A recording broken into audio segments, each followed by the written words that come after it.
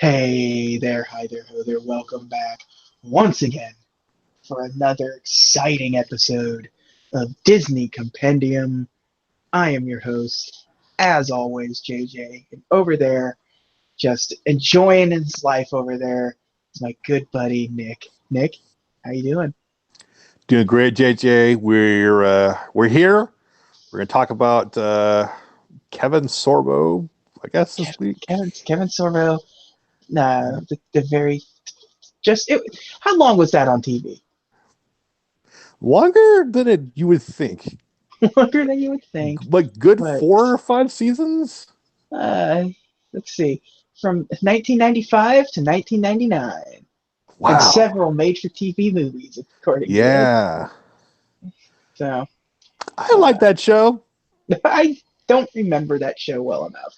I liked it. I And know, then I know Kevin Sorbo these days is sort of one of those like pure flicks actors who, he's also a problematic yeah. person. Well, I don't know if you know what pure flicks is, but Like there's the a Dove Channel Dove stuff. And Channel stuff. So that's yeah, he's constantly in religious movies now. So that's I think just he sort of was his. in God's Not Dead Yeah, or absolutely. He was the atheist teacher, Profess. whatever, Yeah. professor in God's Not Dead, Yeah.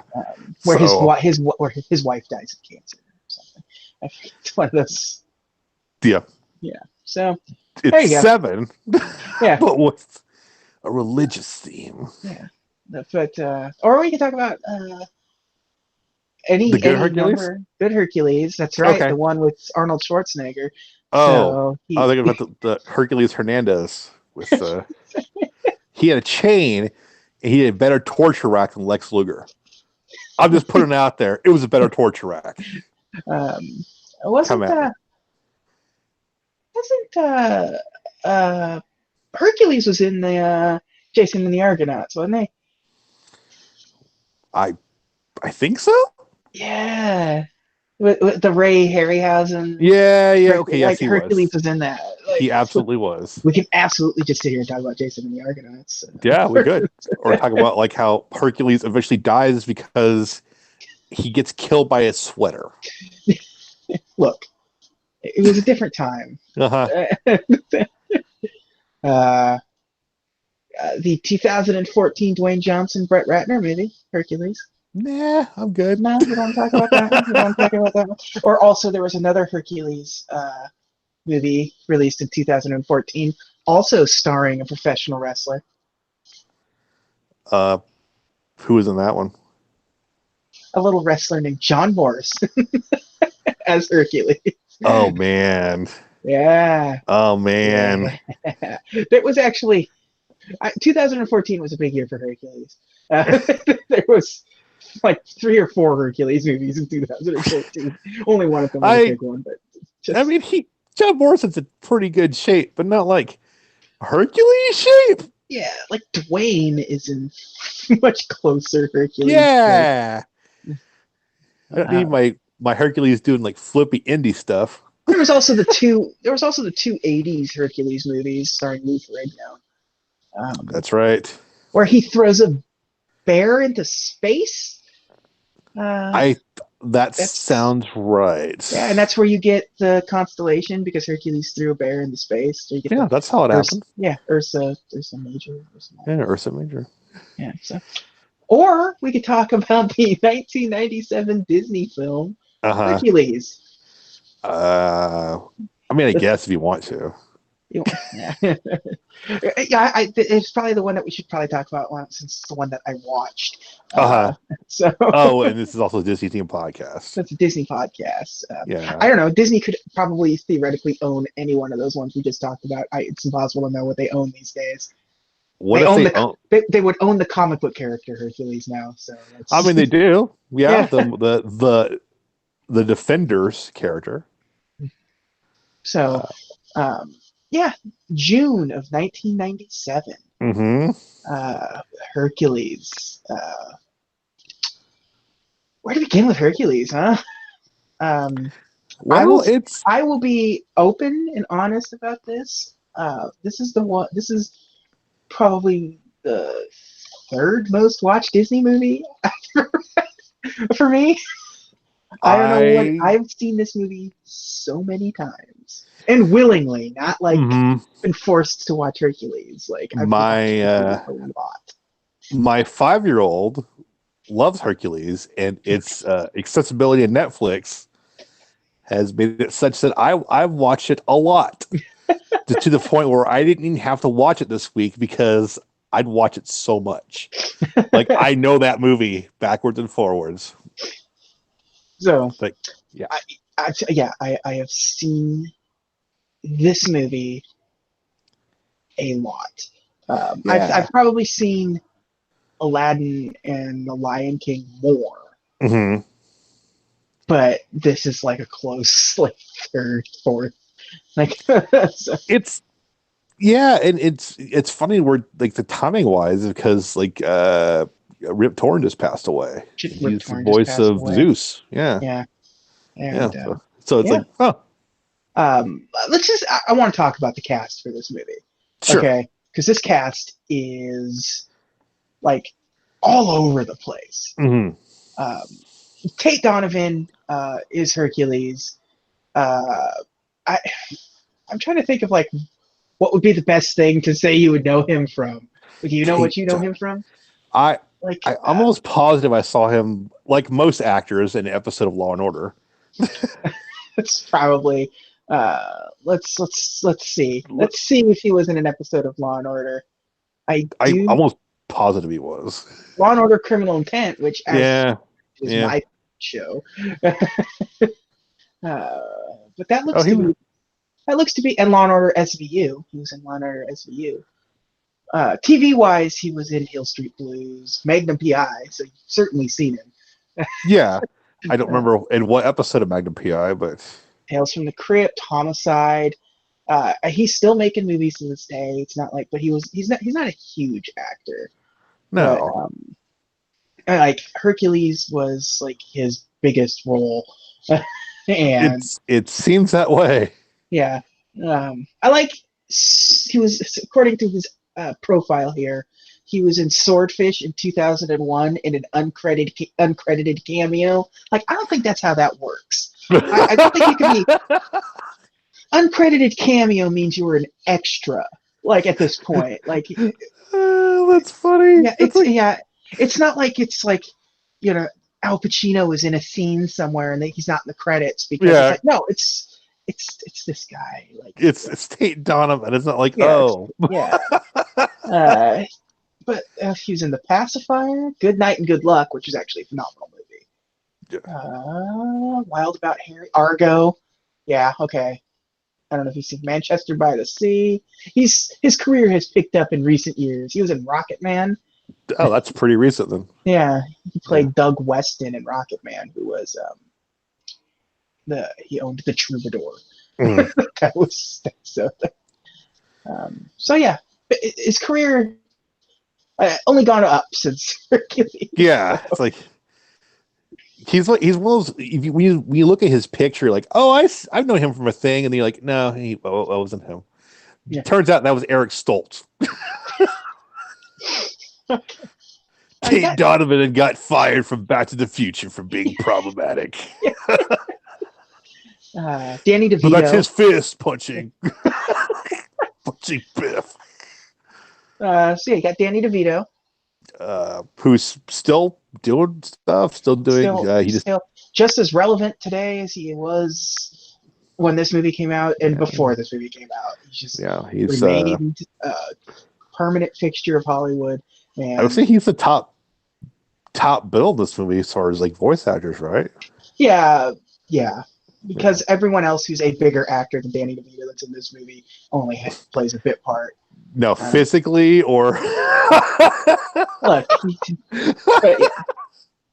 but yeah, as the satyr Phil, yeah, looking quite a bit like Fantasia satyrs. yeah.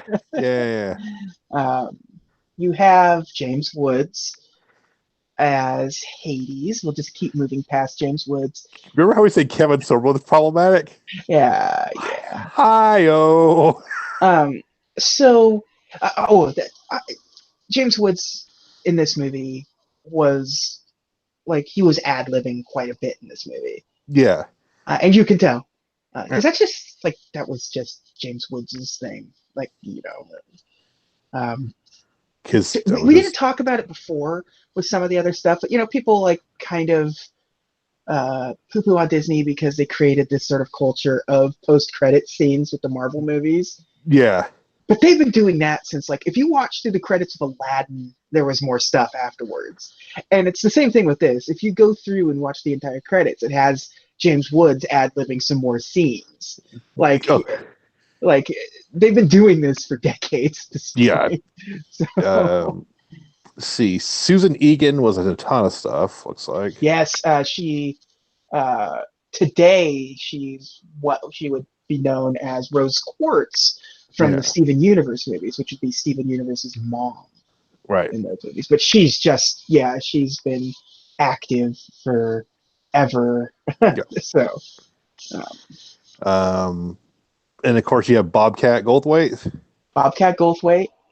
and Matt Frewer, Max Headroom, or that really skeevy scientist guy from the episode of Next Generation.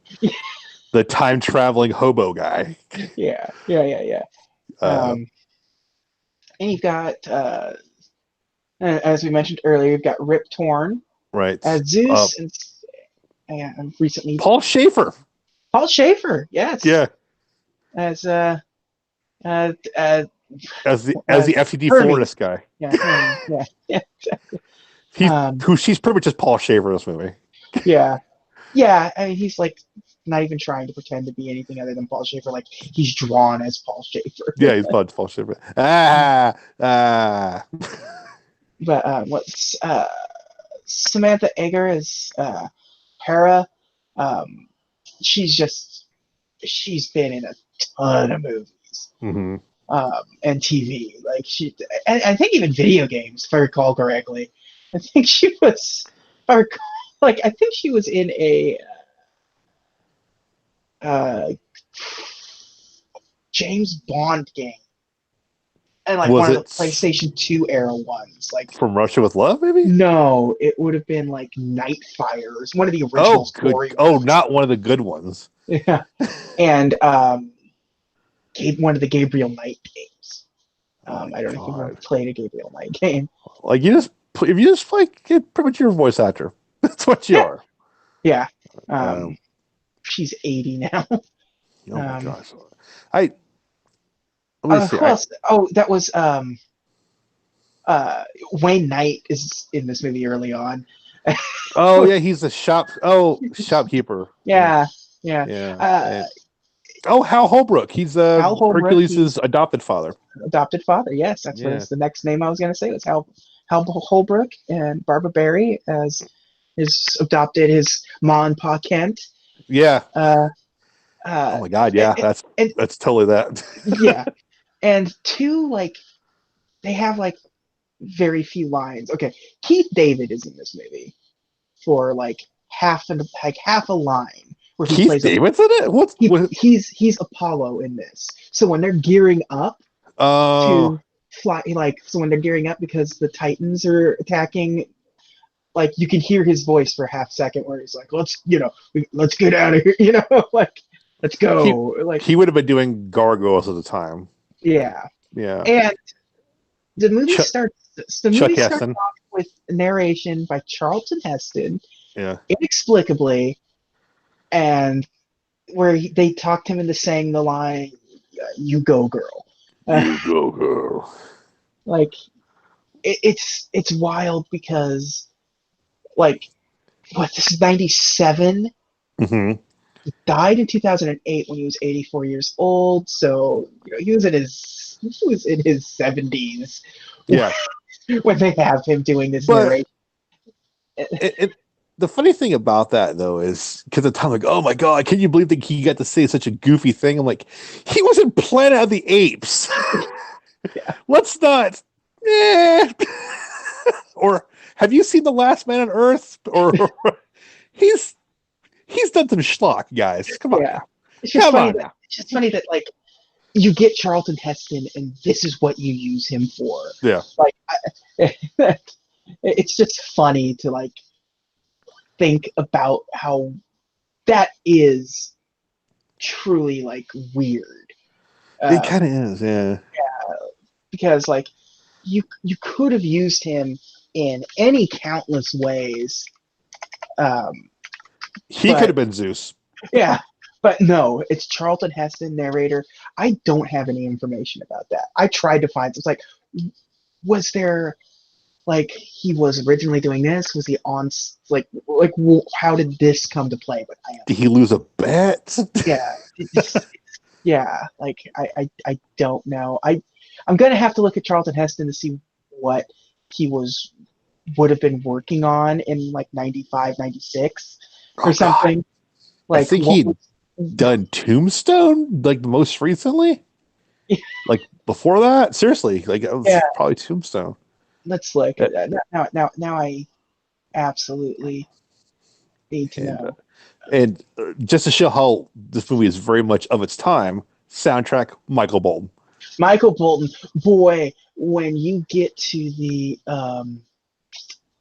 uh, end of the movie and they actually play the "Go the Distance" as sung by Michael Bolton, you're just like, oh, oh, oh. That's right. He was a thing.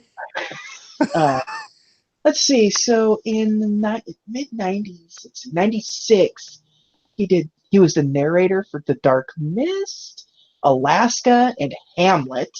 He was in Hamlet as the player king. And '94, he was in True Lies and In the Mouth of Madness. So I'm That's like, right. He was in True Lies. yeah, so nothing. Okay. Did anything super Disney come out after? Oh, okay, that's probably what happened. The very next movie he was in next year, he was the narrator in Armageddon.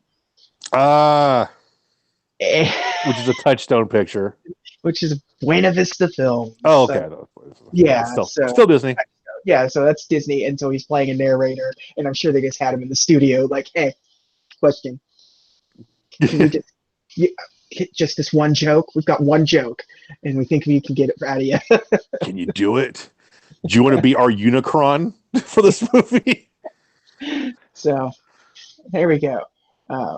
Charlton Heston that didn't do a whole lot after that, and just became the gun guy to everyone in the nation. But yeah, it's kind of a bonkers everywhere cast. Mm-hmm. It feels very 1997. Like, yeah, it's boy, like I kind of remember like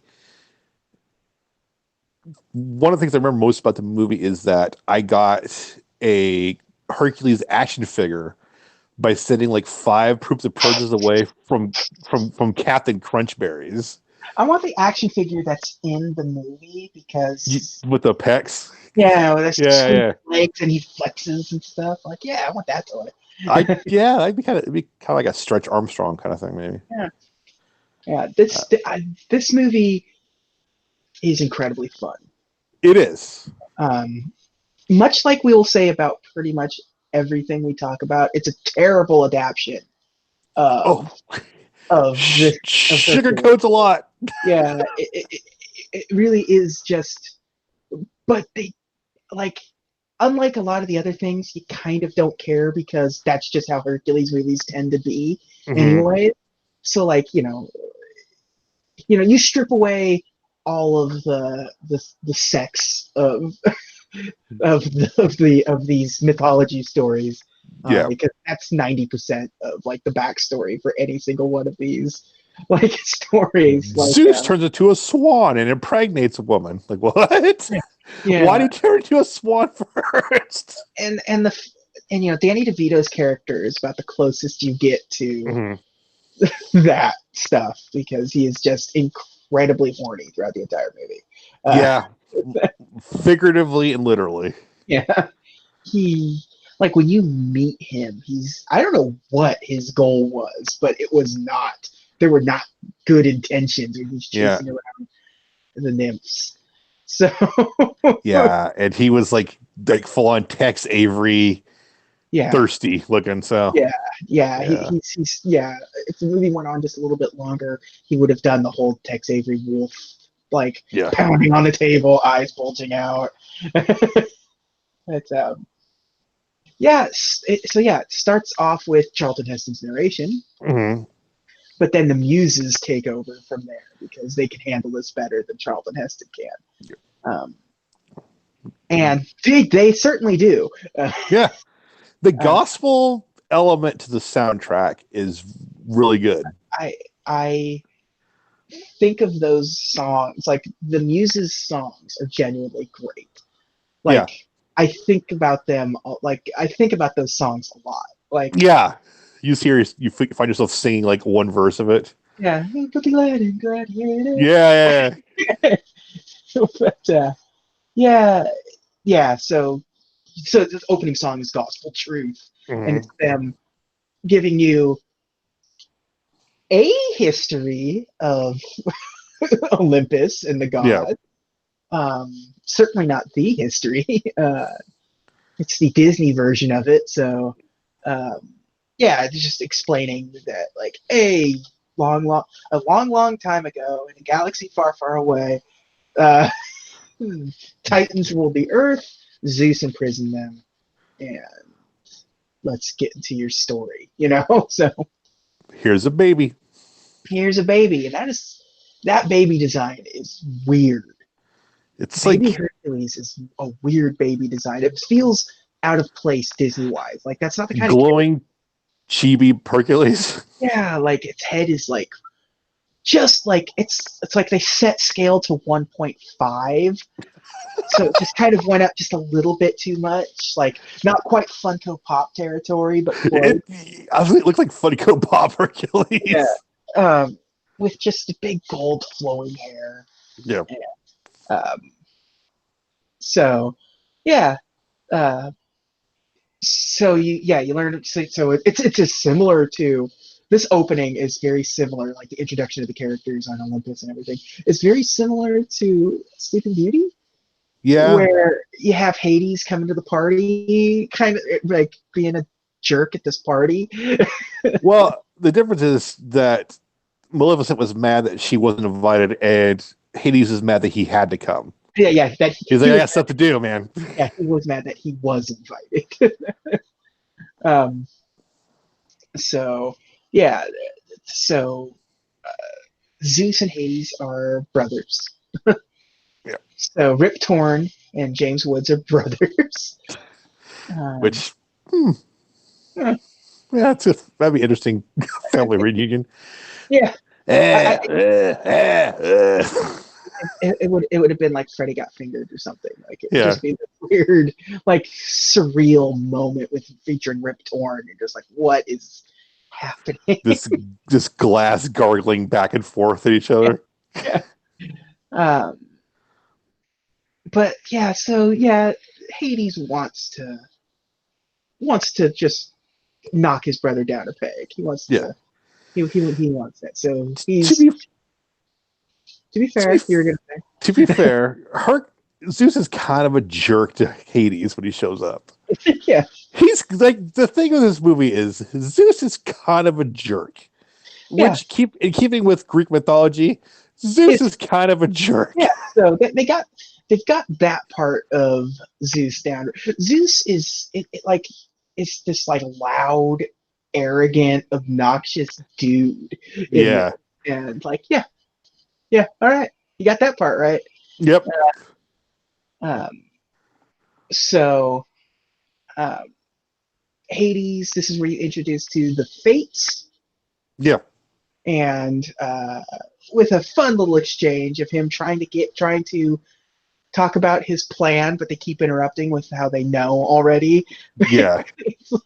like making fun of exposition that would be unnecessary in a movie because Yeah. obviously this would be exposition that is unnecessary, but you're only doing this so the audience knows what's going on because they do know the Fates would know what his plan is, but he just has to The say it out loud for the audience.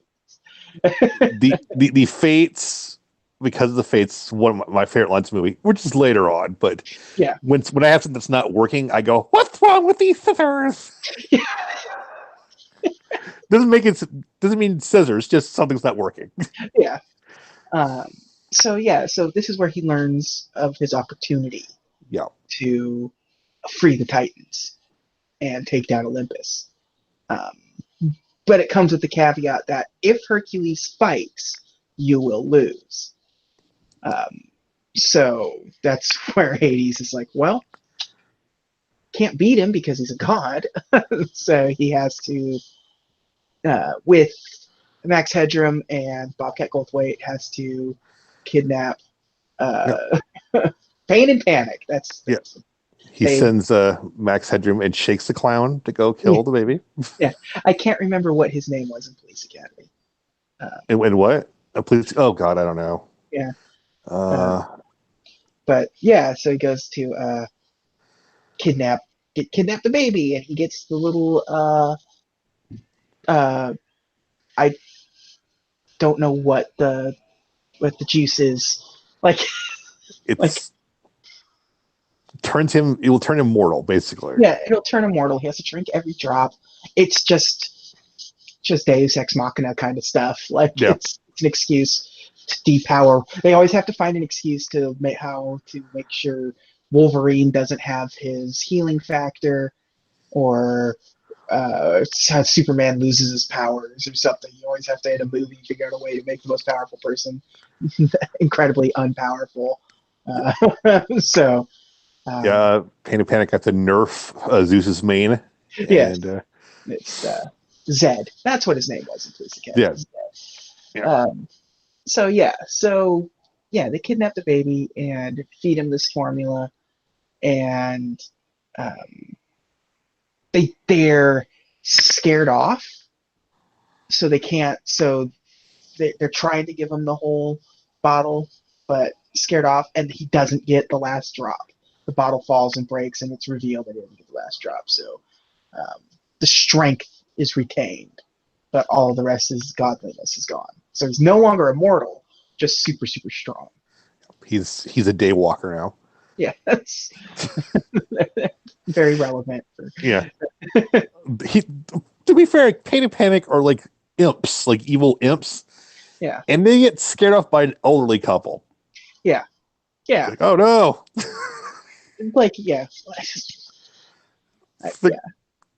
They're going to order breakfast for dinner. Oh no. Yeah. And then they turn into snakes and try to kill Hercules while in the arms of this old couple, but Hercules just wrecks them. Yeah. Because he still has a super strength. He does some Pecos Bill thing there. Yeah. Then that's when we time jump to Herc's awkward teenage years, where he's just, everyone hates him. Yeah, that's fair. Yeah, because he's a klutz, and he's this big, powerful being in this small little frame and doesn't really know what to do with any of his power. So he's constantly wrecking things. Newman is super unhappy with him because he's wrecking his pots. His base shop, and the other kids won't play with him. It's a very Rudolph situation going on with Hercules. Yeah, nobody wants him there. Nobody likes him. Jercules. Thanks a lot, Jercules. Thanks a lot, Jercules. Very good. Very good line read. Thanks a lot, Jercules. Like, I kind of want to steal that. Yeah. So yeah, he causes more damage, and this is when his parents, his mom and pop, Kent, decide to tell him the truth, that they found him in a pod, in a space pod, with wrapped in a cape with this emblem on it. It looks like an S, but it's not actually an S. Yeah. But it's really not that far from the truth, because it's really not. It's like you think we're joking, but like if you watch this movie, like, oh, okay, yeah, nah. They give him the pendant that he was with, which has the emblem of Zeus on it. Which, again, it's like this. Like, it's not.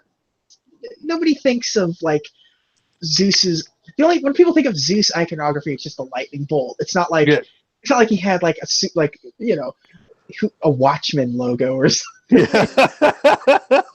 That's what The lightning bolt Zeus. Yeah, it's just this little metal, like he's got this gold pendant that it's the logo is a cloud with a lightning bolt coming out of it. Like, okay, and the backside it says Hercules. It's like your dad's Zeus or your mom's Storm. Yeah, you don't know. Can't quite figure it out. But one of those two things has to be true. Yeah. So he doesn't think right away that it's like. I do like it's like, well, then they'll have the answers. It's like, yeah, what's your plan, kid? Like, it's like he doesn't think right away that it's parentage. It's just like they'll have the answers, which I don't know what that means. He thinks that means, like, yeah, like what does like he doesn't think it's like he doesn't think the gods are his parents. I don't know. But they think they have the answer to where he came from. Like, I don't know. So he goes to the Temple of Zeus. The Temple of Zeus, where the statue comes alive, and a very appropriate reaction from Hercules in this scene, where the statue comes alive and he loses his mind and starts running away. Because that's the right reaction. Yeah, just absolutely, just like, oh God, no! It just starts booking it, but Zeus picks him up and is like, hey, whoa, easy there, kid. Don't be alarmed by the 500-foot statue. Yeah, it's like he talks like that sounds like Rip Torn. It's you could dodge a wrench, you could dodge a ball. Yeah, and there you go. But yeah, so this is where he learns that no, I'm your dad, and you are a god, but you were stolen from us, and your powers were taken. That's why we couldn't come get you, because you're not allowed in Olympus. Although theoretically, based on the ending, you could bring him to the outskirts of Olympus and explain this stuff to him if you really needed to. Because not a great dad either, Zeus. Yeah, so you can try to say, it's like, well, you're not allowed in Olympus, so we couldn't do anything. At the end of the movie, he brings Meg up there. Like, they don't go into Olympus, but they're on the outside of Olympus. Zeus could have easily have just done that and say, look, here's the deal. I'm not abandoning you, but he is abandoning him. Because So anyways, he explains that, like, all you have to do, like, we can't give you your powers back, your godhood back. You have your powers, technically, in a sense. But you yourself can earn them back by proving yourself to be a true hero. In the typical movie fashion of, I'm going to make this as vague as possible. Yep. So you learn a lesson along the way. But I will give you your flying horse that nobody ever seems to be worried about. Yep. So we're tired of feeding it and cleaning up after it. Yeah. So take your horse. So here comes Pegasus. No name, just Pegasus. Yeah. Which is fine, because there would be only the one. So why would it need a name? Like, that is its name because it's the only one. It's like she's tired of being in the TriStar Pictures logo. Take your horse. You said you're going to feed it, clean up after it every day. Yeah. I do like the recurring theme of the horse. They just headbutt. Like, it comes back several times. It's just like that's their thing. Like, he does it with Meg towards the end and everything. Yep. So Pegasus is just Tomohiro Ishii. Yes. The horse is into strong style. Yes. I hope he doesn't end his career with it. Yeah. I hope that horse doesn't Shibata itself. Yeah. So I always forget because I'm just used to saying Phil. Philatides? Philatides? Yeah. Yeah, he tells him, like, well, okay, so you got your Pegasus. I'm going to lead you in the direction of the trainer of heroes, Danny DeVito. Yep. And off to Danny DeVito he goes. The swamp planet of Dagobah. Yes, where he is. Wait, hold up. Yeah. But to be fair, it is you are seeing him peeking in on some on a water scene. So Yeah, that's your first your first introduction to Danny exposure. DeVito is him being a pervert. Mm-hmm. And it's like I said at the top of the show, like it's not good intentions because like after Hercules disrupts them and they, you know, alerts them to Danny DeVito's presence, starts chasing after them and straight up reaches out and tries to like bear hug one of them to stop them Uh-huh. from running. Like that. No, I don't want it. No, don't do that. Yeah. That was Like, creepy. And then she just, what if Hercules had showed up like a minute later? yeah. Like, what would he be like? Oh no. Oh, I gotta go. I'm just gonna go how get do on the juice. yeah, it's like how do you train heroes? Like, Yeah. You lecherous old nasty goat man. yeah. So, so yeah, yeah. So now you're introduced to Danny DeVito's character and how he is not going to train Hercules. Yep. Just like Yoda. No, I'm not going to train you. No. Bad deal. This is a bad deal for everyone. Look. And then shows him his Yoda tree hut Uh-huh. and all of the fallen heroes that he's trained. It was a good. He did a good job at sort of like referencing, like this mythology a little bit. Yeah, like Achilles and Yeah. like So here he goes. A lot of the isses. yeah, a lot of issues. Yeah. Yeah. So you get that. But oh yeah, I do like but I'm Hercules' son. He's like, oh yeah, okay. Like Once upon a time. yeah, just him doing fake Zeus as a dad jokes and stuff. Like it's a good scene. Yeah. And then he starts singing his little song. He's like, so I'm gonna tell you. He's obviously gonna say like, no way. Yeah. Then gets hit by lightning. And says, okay. And then we get One Last Hope. Yeah, One Last Hope. Which is a good song. We did skip past. I love the song "Go the Distance." Yeah. It is a fantastic song. I used to know that song by heart because it was like a song that we sang in like high school choir or whatever. It does a good job. It's terrible when it's sung by Michael, but yeah, I mean it's but like in the context of the movie, it's fantastic. Sure, you like to.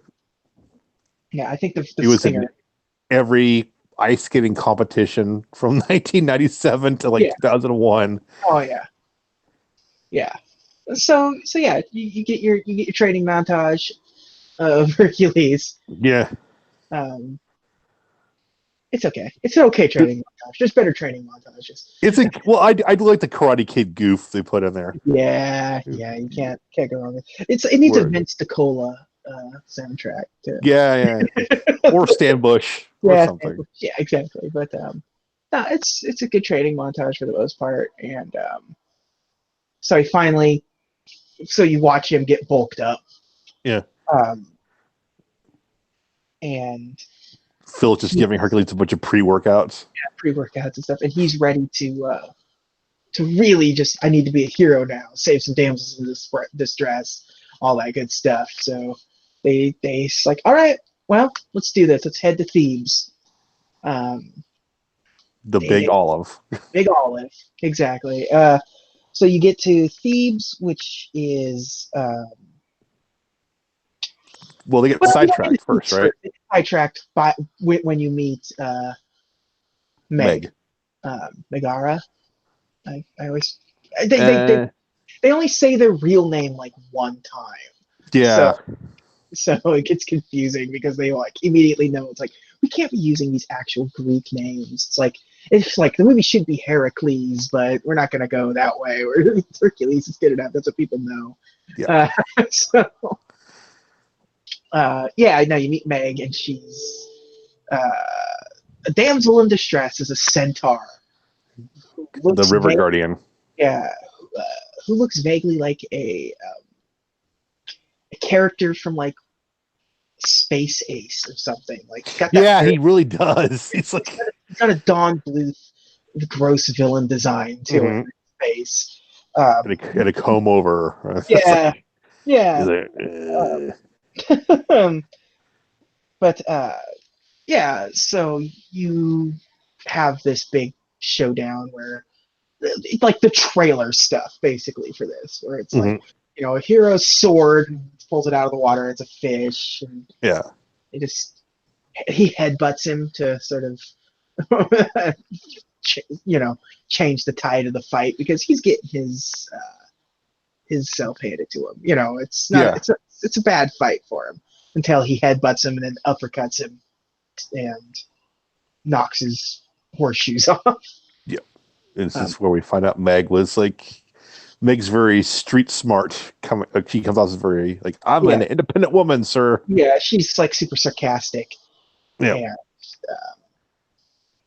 all that stuff. So yeah, we so she saves her, and then off the feeds he goes, and this is where you learn that what Meg's deal is, where she's actually I don't know, slave. You don't realize right away that like what the slave situation is with her. Yeah, but she's beholden to Hades, I guess. She sold her soul to Hades. We could just get to that for this. Yeah, she sold her soul to Hades to be with a loved one, like her boyfriend or husband, whatever, and then he left her and ran off. But she still has her soul sold to Hades, and so she's trapped with him. And she tells Hades like, oh, this guy Hercules did this thing and shut up, and I saw right through that. And Hades is like, hold up, what? Yeah. What was his name again? Yeah, and and then you have James Woods just going into yelling mode, which I feel like is a common mode these days for James Woods. Yeah, But he is trying to amass an army because he is making his plot. He knows that that celestial event is about to occur very soon. And so he's putting together his army, and he needed Minotaur or Centaur. Yeah, he's kind of waiting until the last minute to do this stuff, though. Yeah, I don't know why. He's like, I can get a C. I'm good. I'll do the paper. But it's at the same time, it's like, yeah, I get it. I've been there. Yeah. Oh, geez, that's right. You've had 3 months to prepare. Yeah, but. I didn't want to. Yeah, he's just living a happy life, just sort of. Well, I don't have to worry about it because Hercules isn't around anymore, so I can just take care of it whenever I need to. Can't get around to it. Yeah. But so now here's Hercules arriving in Thebes, which is just New York. I mean, it is like Grecian New York. I like the guy with the sundials. The guy with the sundials were introduced as potential flasher, framed immediately as flasher, and then oh no, he just has bootleg sundials. Mm-hmm. You have the guy that's wearing a column. Yep. The crazy the end is nigh character, but like instead of being poor and wearing a barrel, he's wearing a column. Very good. Yeah. It's a lot of good sight gags here. Yeah, a classic "I'm walking here" gag. Mm-hmm. I do like the crosswalk being just a guy holding a pot that he turns. Yep. It's a good visual. The design of all of this stuff is top notch. It's really fun. They put a lot of thought into this, like into Thebes in particular. Like it's a lot of thought went into making the city look like a well-lived city and like an actual big city. Like this is what a big city would be in a universe where there are gods and monsters and stuff. And they're not having a good time. They're constantly being you have the downtrodden people sitting there. It's like, well, we lost everything to the fire except for the cat. for old Snowball here. Is that before or after the earthquake? Well, certainly before the I forget what else it was. Yeah, the eruption or something like that. Yeah, and then you have the old man was like, don't even don't even start talking to me about the crime rate. Yeah. So it's just a good series of like, it's New York. It's People like just complaining about grousing about their. And so Hercules is like, it sounds like you guys need a hero, and tries to, rally townspeople behind him, but they're like, look at this dweeb.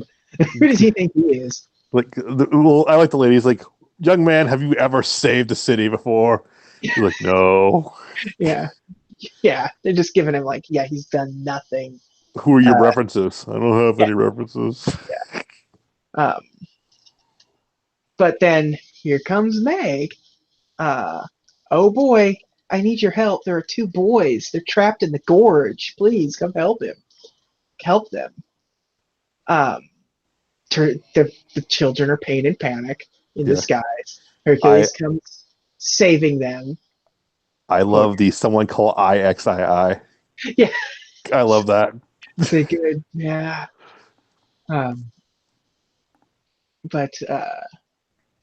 So in saving him, he releases a Hydra. Yep. The classic villain of these stories, a Hydra. He doesn't hail it, though. No, he does not hail this said Hydra. No.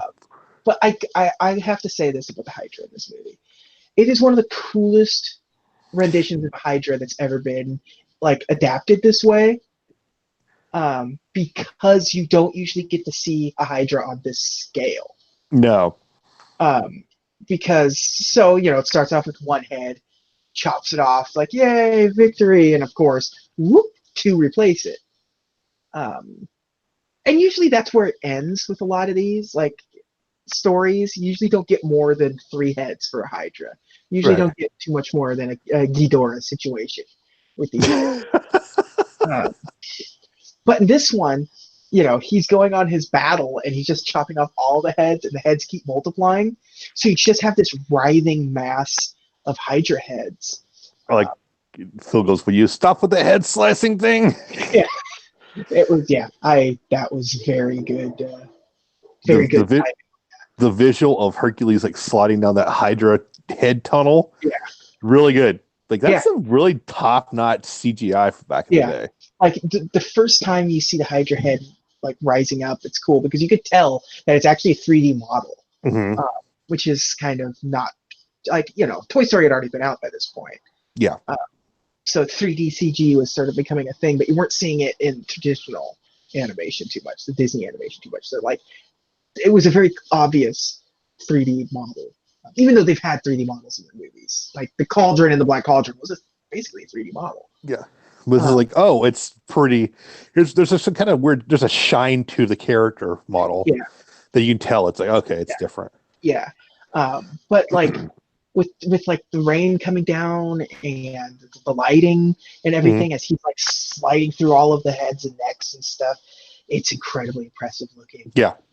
And again, as far as Hydras go, it's very cool to just see like this mass of writhing, like there's like 50 heads, it's you usually don't see that. So it was very cool. And obviously he ends up winning by standing next to a mountain and chops it down with the side of his hand. Yep. Then he starts playing air guitar. Yep. He brings a mountain down on the Hydra, and everyone's like, oh no. Hercules is in his hand, and then he's dead, and everyone thinks he's dead, but then Hercules escapes, reveals himself to be alive, and hooray, he is a hero. And Hades is smoking his victory cigar here, like, oh no. Oh no. Very rare smoking appearance in a Disney. Yeah.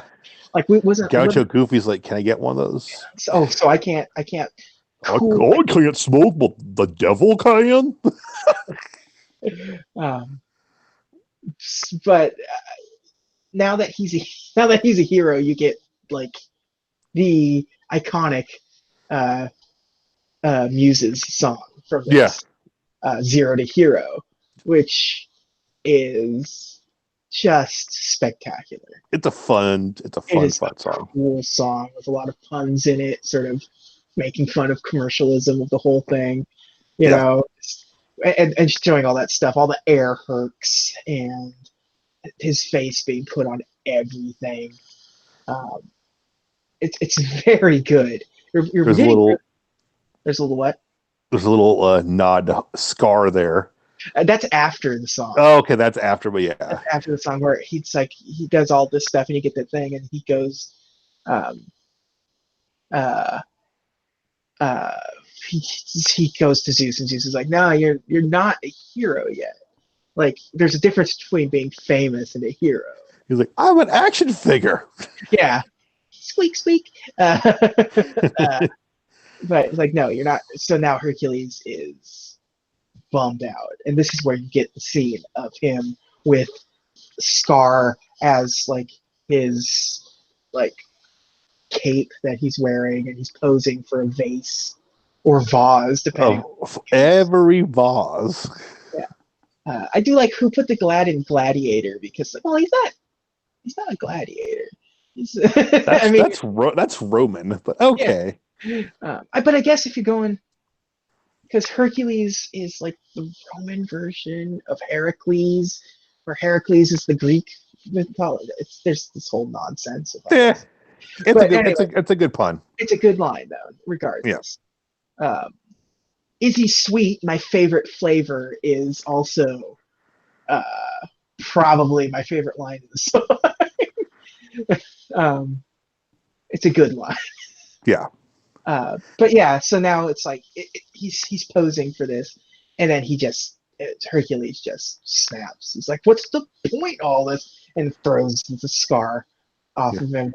It lands as a throw rug on the ground, which is again a reference, actually a direct reference to the Lion King, where Mufasa says, "Make a throw rug." So. Yeah, well, Hercules is like living in like Graceland. Yeah, he's the Elvis of whatever whatever year Elvis of Thieves, I guess. Yeah, but I do like that you see his family. Like they have a higher end farm with columns and gold and vases and vases and everything. It's very fun. But yeah, so he's just bummed out, and he goes to spend some time with Meg. And this is where like the story starts going towards its conclusion. Very fast, very fast. Because like the movie kind of like tonally it's different now, and it's not. I think this last half of the movie is anywhere near as good as like the first two acts. No. So this kind of like deception stuff is always stupid, like because it's rarely well done, because it just involves all of the characters refusing to talk. Right. Yeah. Like, let me explain. No time to explain. Yeah, it really is. Like anyone could explain anything away. You're like, oh, okay, this sucks, but I get it, and we'll figure something out.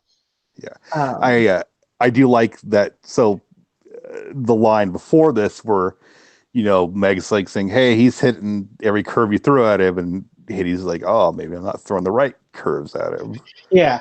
So this is where Hades, because Meg reveals that she loves Hercules, and or she at least likes him at this point. Yeah, it's falling. But spending the day with him, it's like, oh.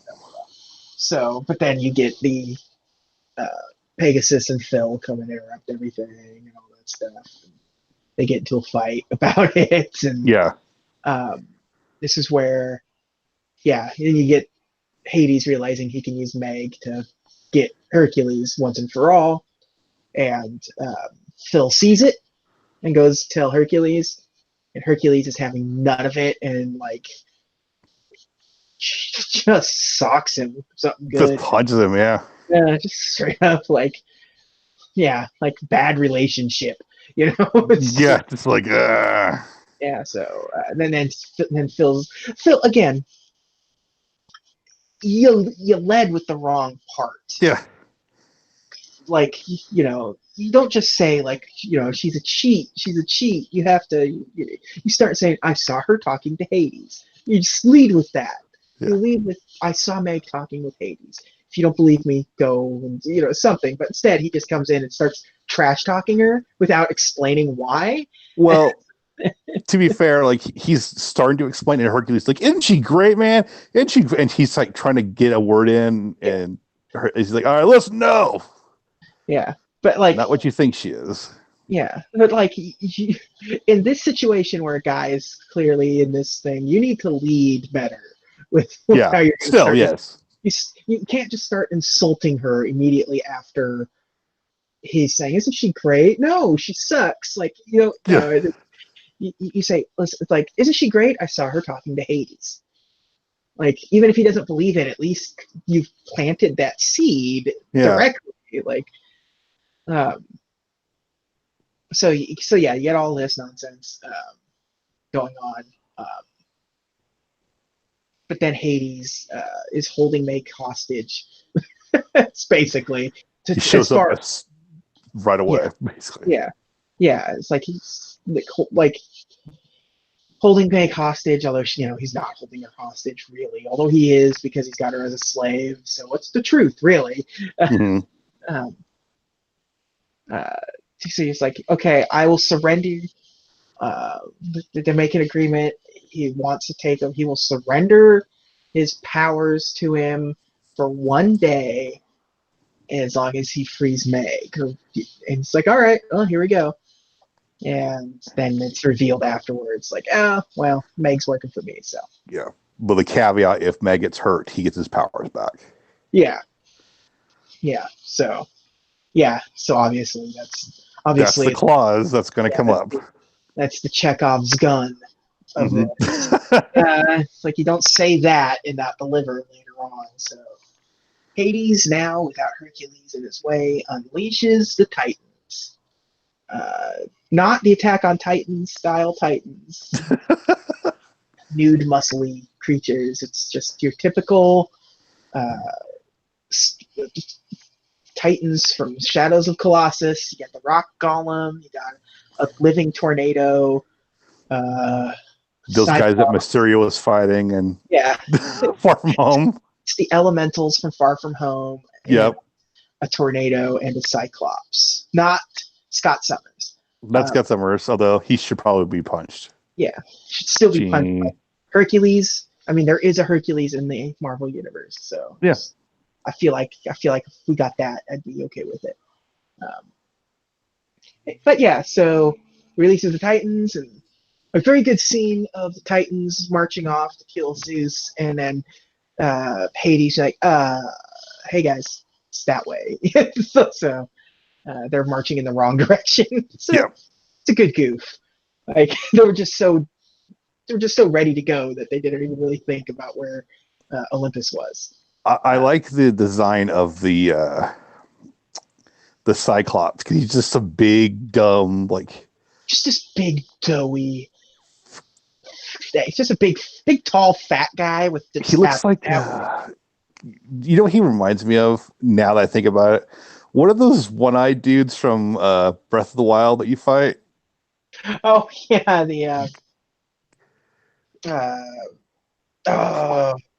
But like every time I would play, I would think of that Cyclops, because he has one eye too. Yeah. And he's like a big doughy guy in like a loincloth.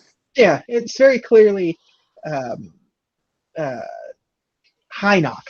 right? Look, yes. Yes.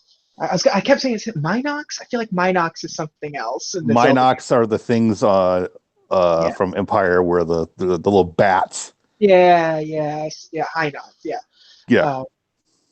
It's basically the same thing. Yeah. So now you can't not think about that character when you fight them. Yeah. We always tie these movies into Zelda in some way, shape, or form. Yeah, it's all Zelda. Disney Zelda. Disney presents Legend of Zelda. I didn't watch it. We did. It's the Black Cauldron. Okay, yeah, and Sleeping Beauty. Yeah, so we have the whole Hades grabs the Cyclops, like, hey, you know what? Instead, I got something special for you. Something else I need you to do for me.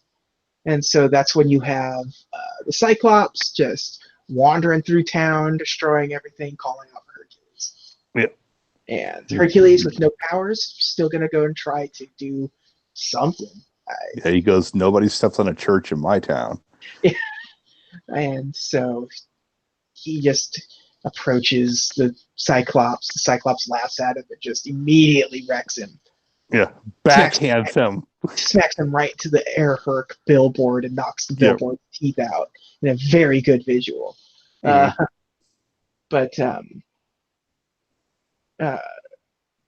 Hercules still able to beat the Cyclops. Yeah, he indoors. Yeah, he indoors the Cyclops. Yeah, or Hoth. Sorry, Hoth. Yeah. Sorry, not Endor. Got my.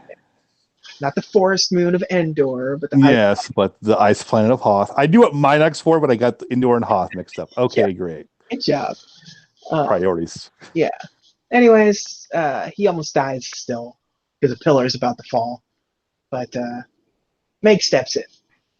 He gets creamed by this pillar, and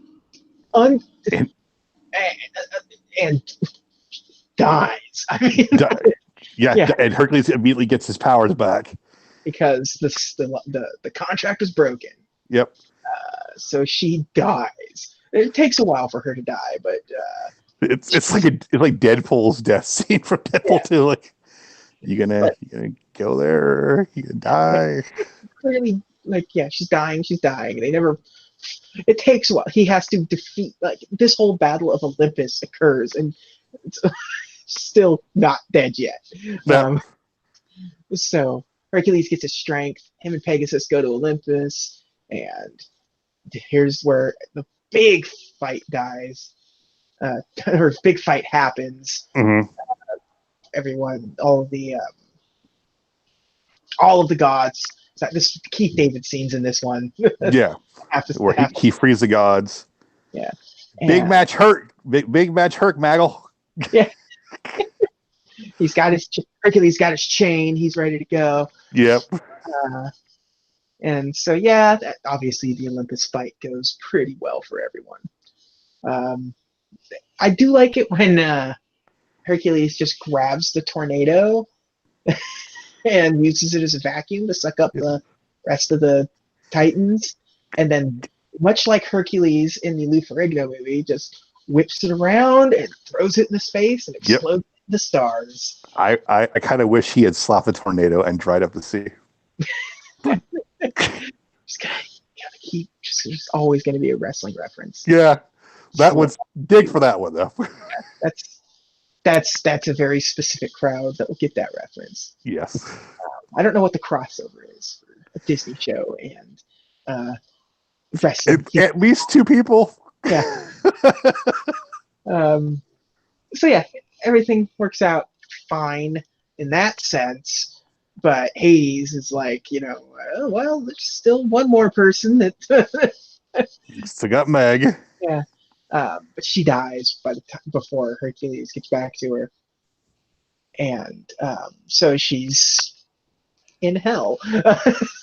Yeah, that's no other way to put that. Meg goes to hell. Mm-hmm.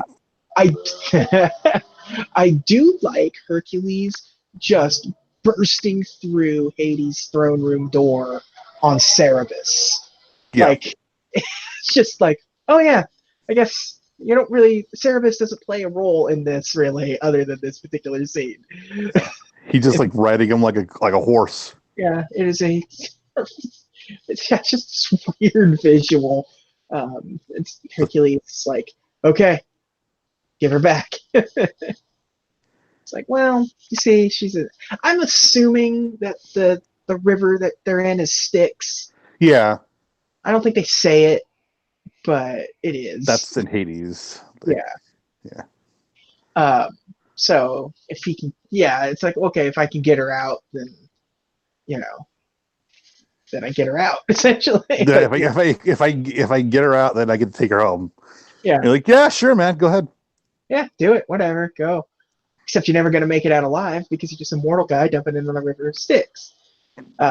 But just him willing to do this grants him. Oh, we didn't even talk about the part where Meg dies because the fates cut the and hence the And then so as Hercules is swimming down here, you get the fates doing the same thing with Hercules as he dies.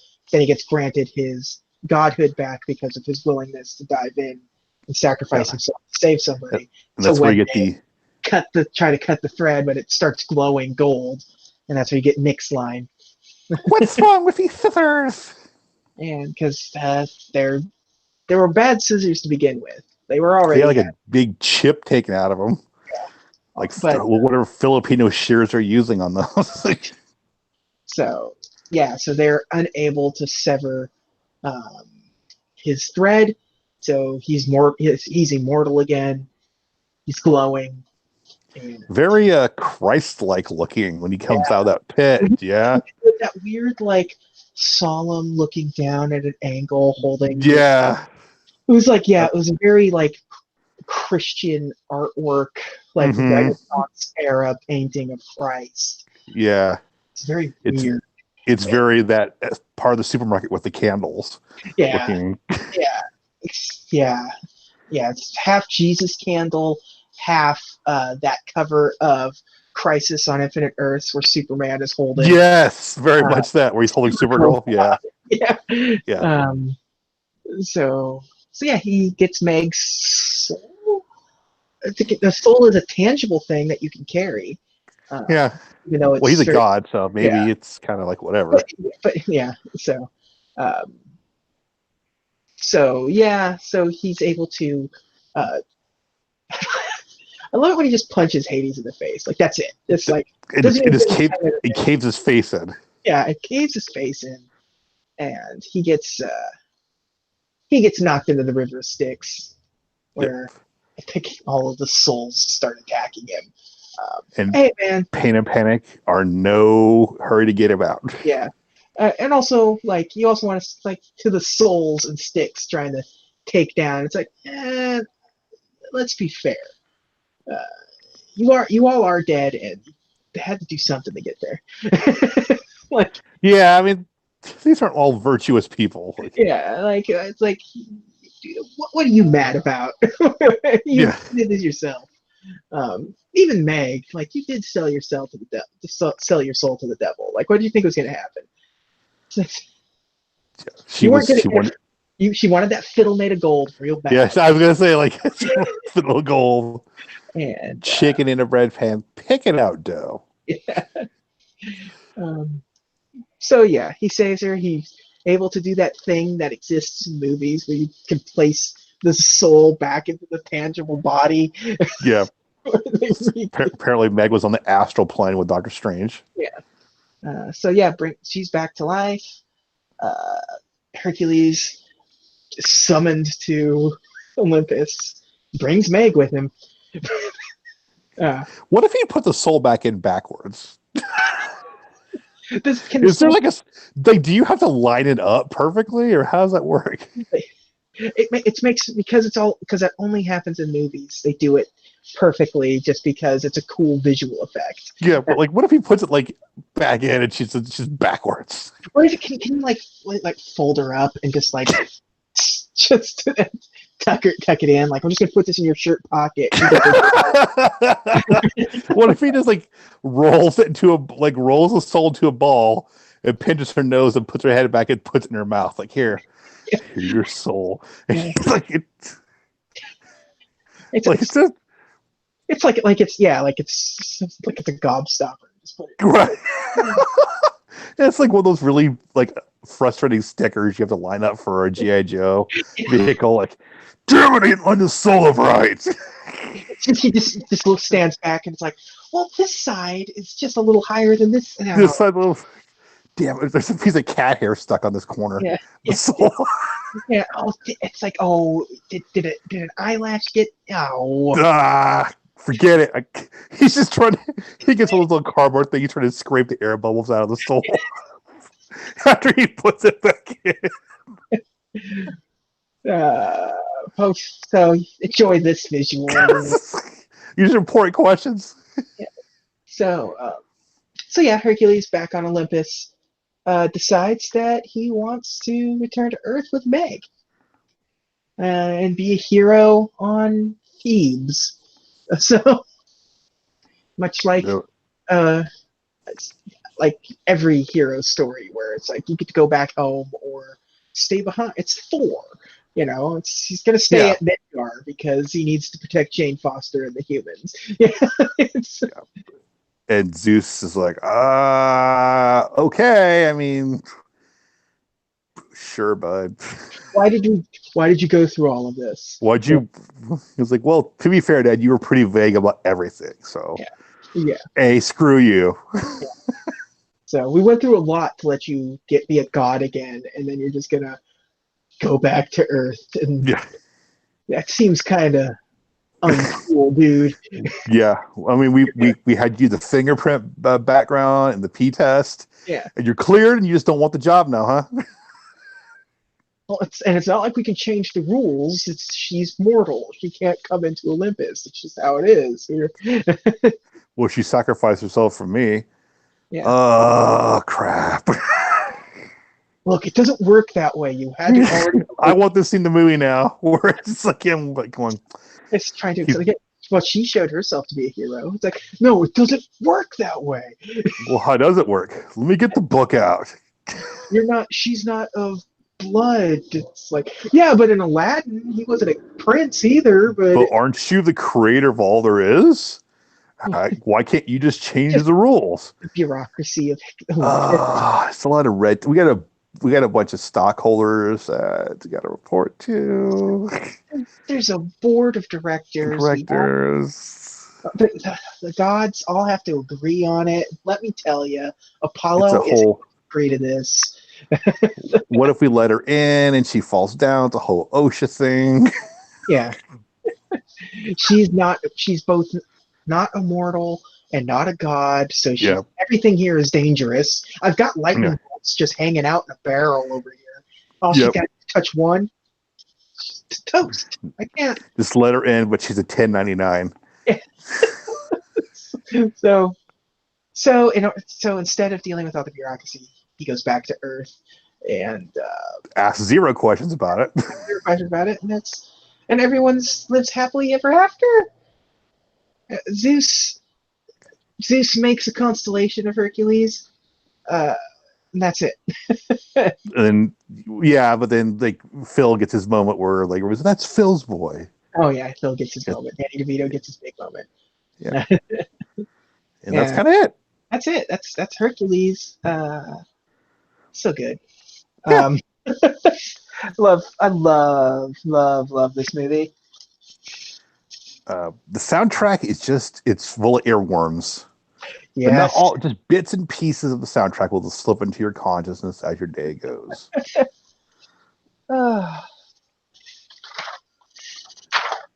Is he sweet? My favorite flavor.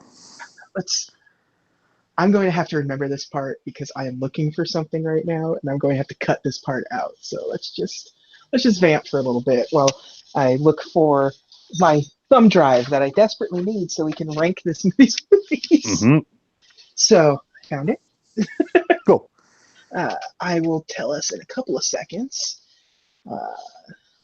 once I get everything open. There we go. Okie dokie. So, what was the movie we did last week again? I already forget. We did Hunchback, right? What's that? Hunchback. Yes. Shit, it didn't save Hunchback, so I'm gonna have to listen back to that episode. Great. Do you remember where Hunchback was on yours? I think it was somewhere in the middle. Why didn't it save? That sucks. Did it save on mine? Okay, well, that sucks. All right. Well, we can. Unless, just give me 2 seconds. Unless it somehow. Hold it. You just pulled it. Okay. You want me to pull the audio from last week or what? I can. Okay. I'm just gonna bring up Stitcher Just here. go. Just go like the last 10 minutes or so. Or Yeah. all. This Spotify, it's easier. Once I'm done with this, I'm going to create a quiet spot and for us to do this. Okay. I'm perfectly fine doing some editing once in a while. I Hi, think. YouTube viewers. Yeah, don't worry, we've got no live viewers. I think Bo is the only person that ever watches these live streams. Yeah. He doesn't even watch them. He's actually gone back and actually watched our video stuff of this before. So Hey, Bo, if you're watching this, I have some cocaine stored into floorboards.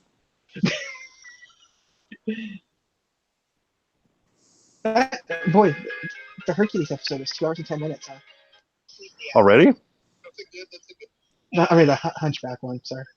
Oh boy, we listen to our voices back. Yeah. I'm gonna mute for a second. Yeah, go ahead. Good. Ready?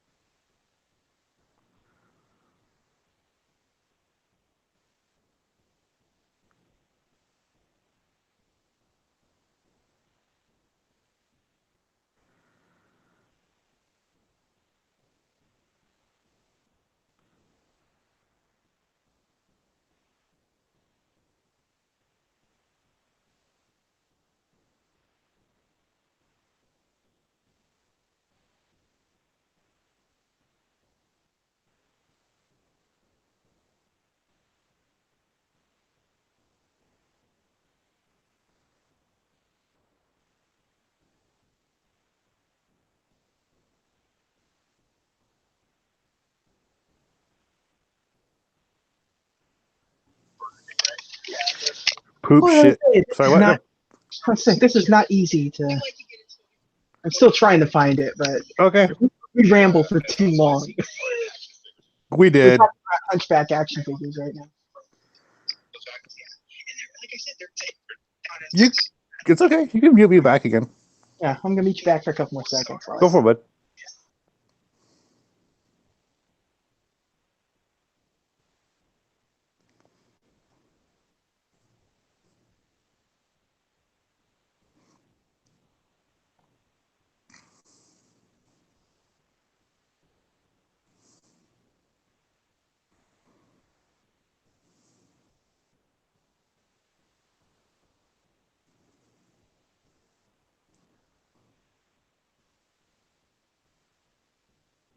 And then he holds the baby over the. Sorry, you're Cindy Lauper. Sorry. Toys. I don't know. The English patient. Oh, okay. Back to Ray Mike. The Hydro Thunder people. In that movie, he did commentary for 2000s really wasn't like.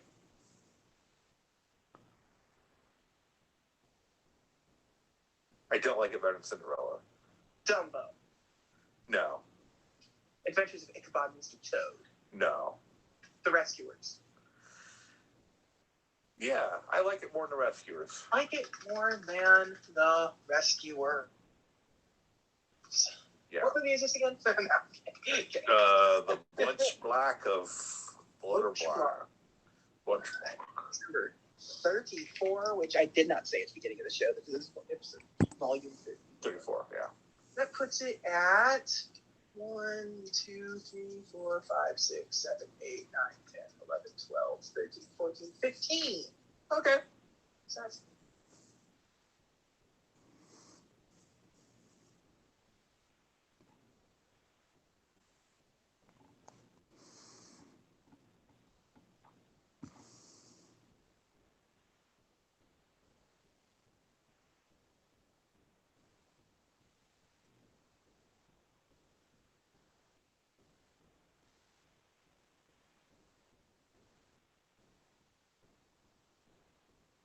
Fair enough. And the JJ list. I'm going to start. I'm just going to start the same way. Same. You start 10. 1, 2, 3, 4, 5, 6, 7, 8, 9, 10.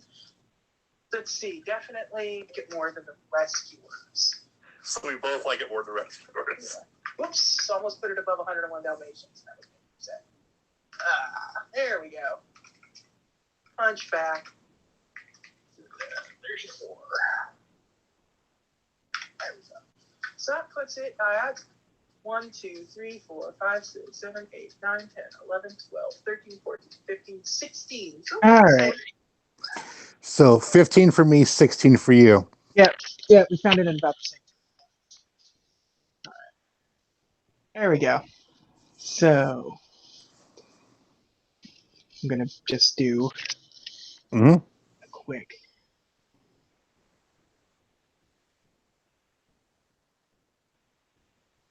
Where do you want to start? Do you want to start with the list and then talk about movies, or do you want to talk about movies and then do the list? We usually end on the list, don't we? Yeah, so we'll talk. Let's end on the list. All right.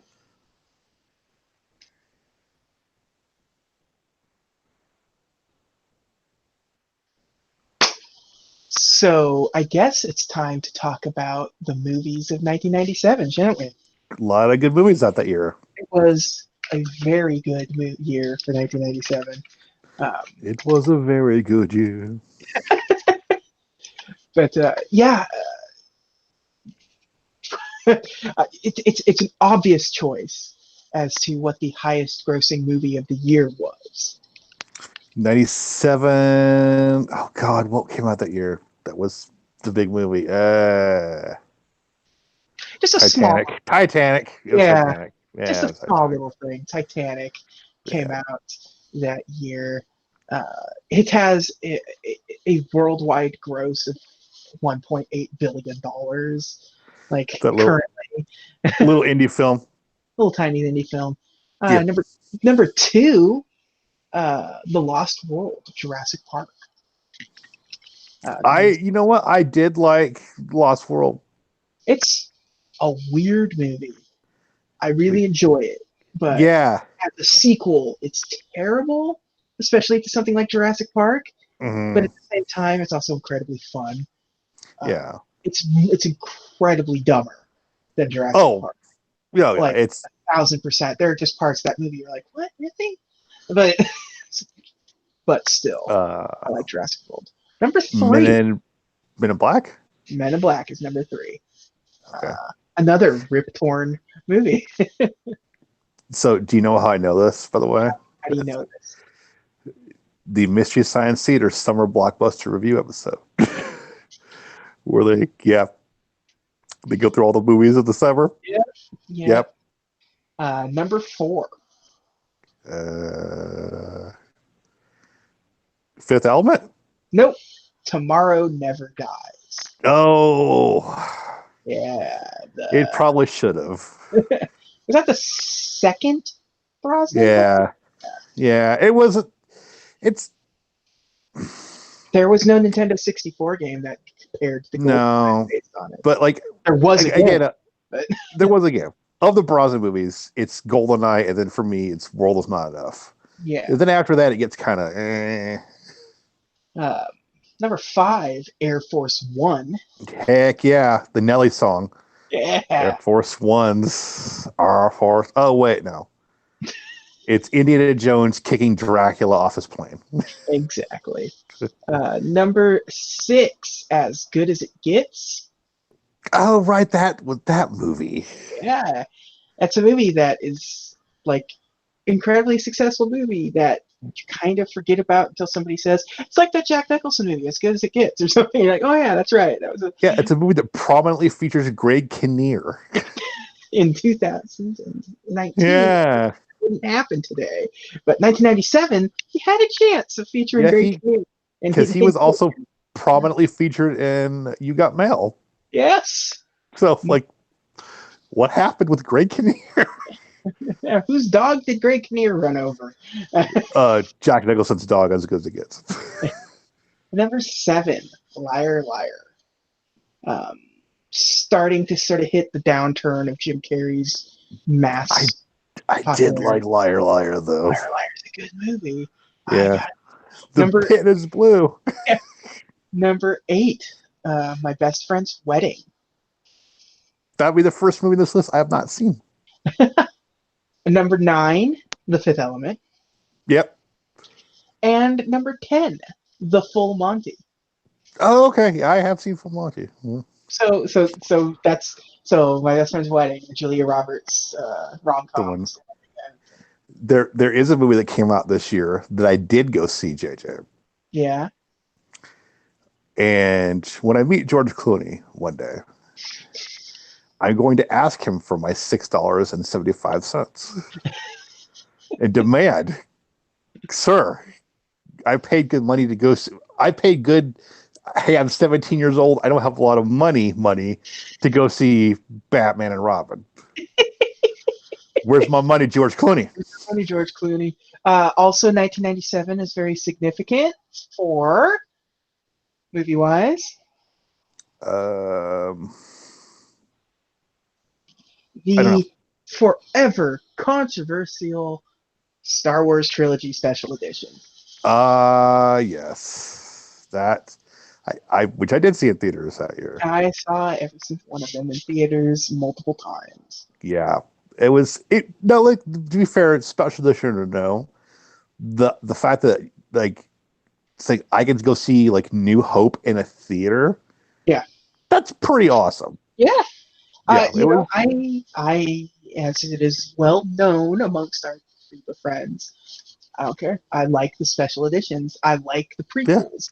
So I had no problems with any of it. So. Yeah, I was pretty into Star Wars. Just like the Power of the Force action figure line was really had really taken over my life at that point. Do you know how many times I've seen Phantom Menace in theaters? 5. 5 times, including the 3D re-release from a few years ago. So I like the Phantom Menace. I'm that weirdo that everyone knows that likes the Phantom Menace. I mean, I would rather watch Phantom Menace than Attack of the Clones. Oh, 1,000%. I genuinely like Phantom Menace. It's so weird to have a Star Wars movie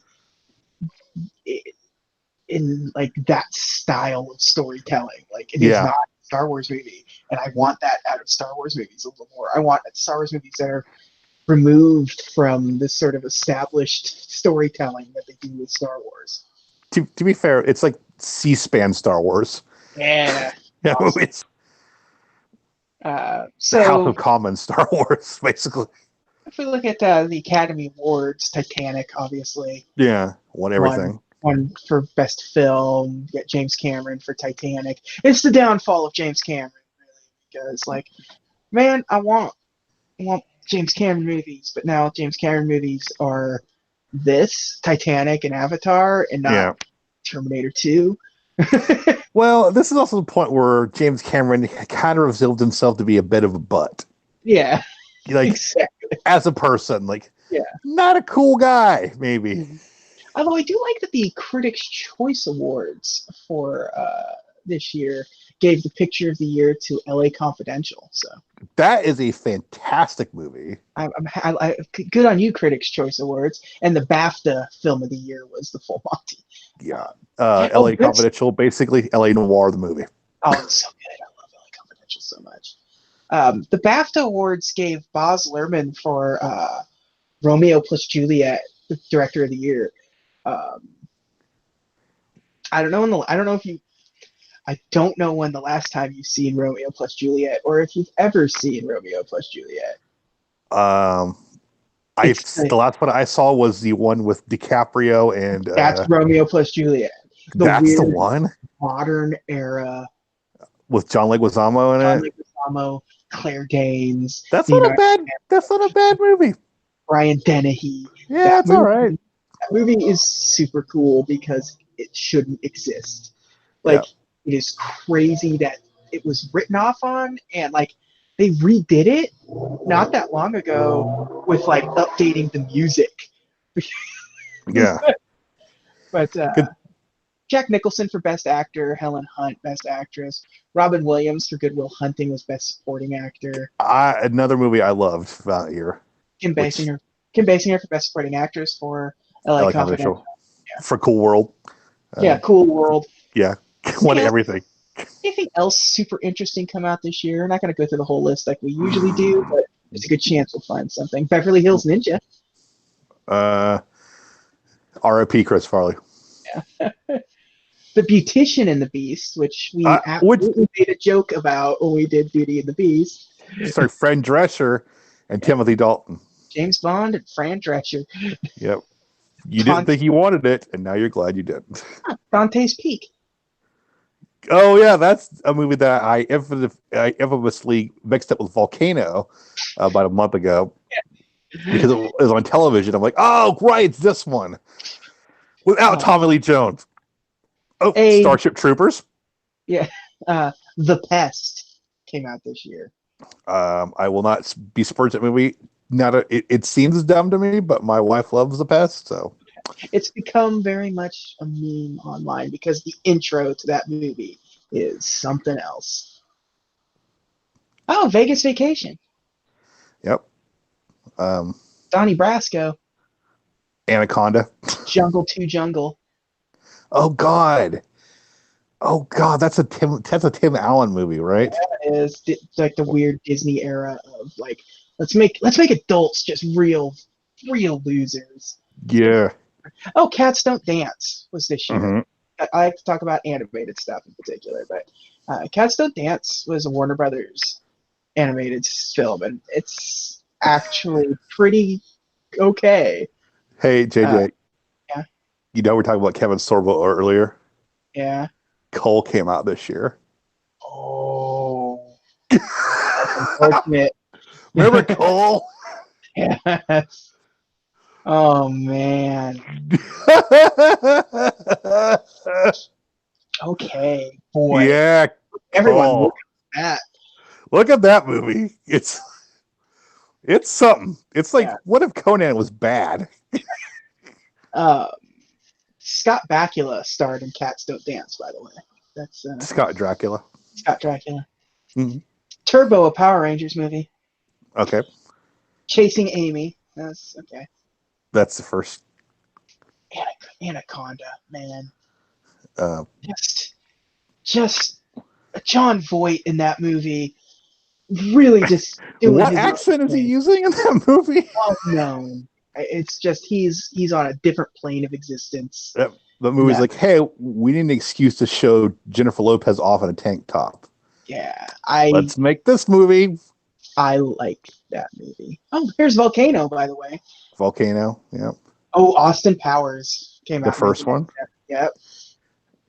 You know what else came out in 1987, JJ? Underworld. We were talking about Souls earlier. Yeah. Mortal Kombat. Oh yeah.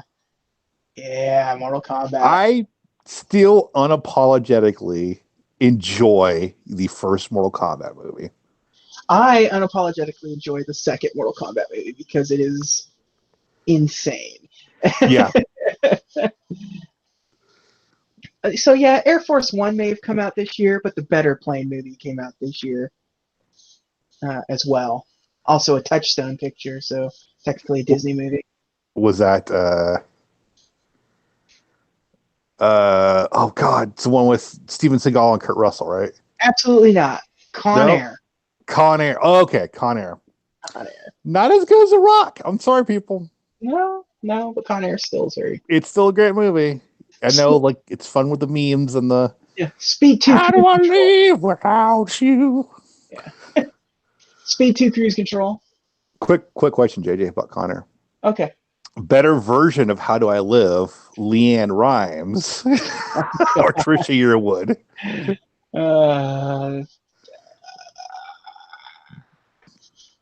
I can't answer that question. It seems. The answer is Leanne Rimes. Yeah, you'd have to go with Leanne Rimes on that one. I don't say Trisha Yearwood's version's terrible, but no, but I think Leanne Rimes' vocals are better. Yeah. On that song, so. Yeah, Speed 2 Cruise Control came out this year. Yikes. Well, they couldn't get Keanu for it. June Yeah, it makes the end of Speed 1 a super bummer when Sandra Bullock's back for the next movie. And it's like, well, that didn't work out, so here I am now trapped on a boat.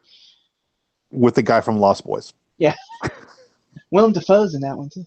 I'm on a boat. Eh. And then the very next week, Batman and Robin.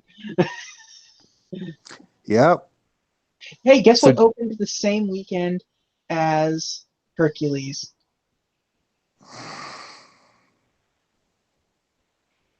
I don't know.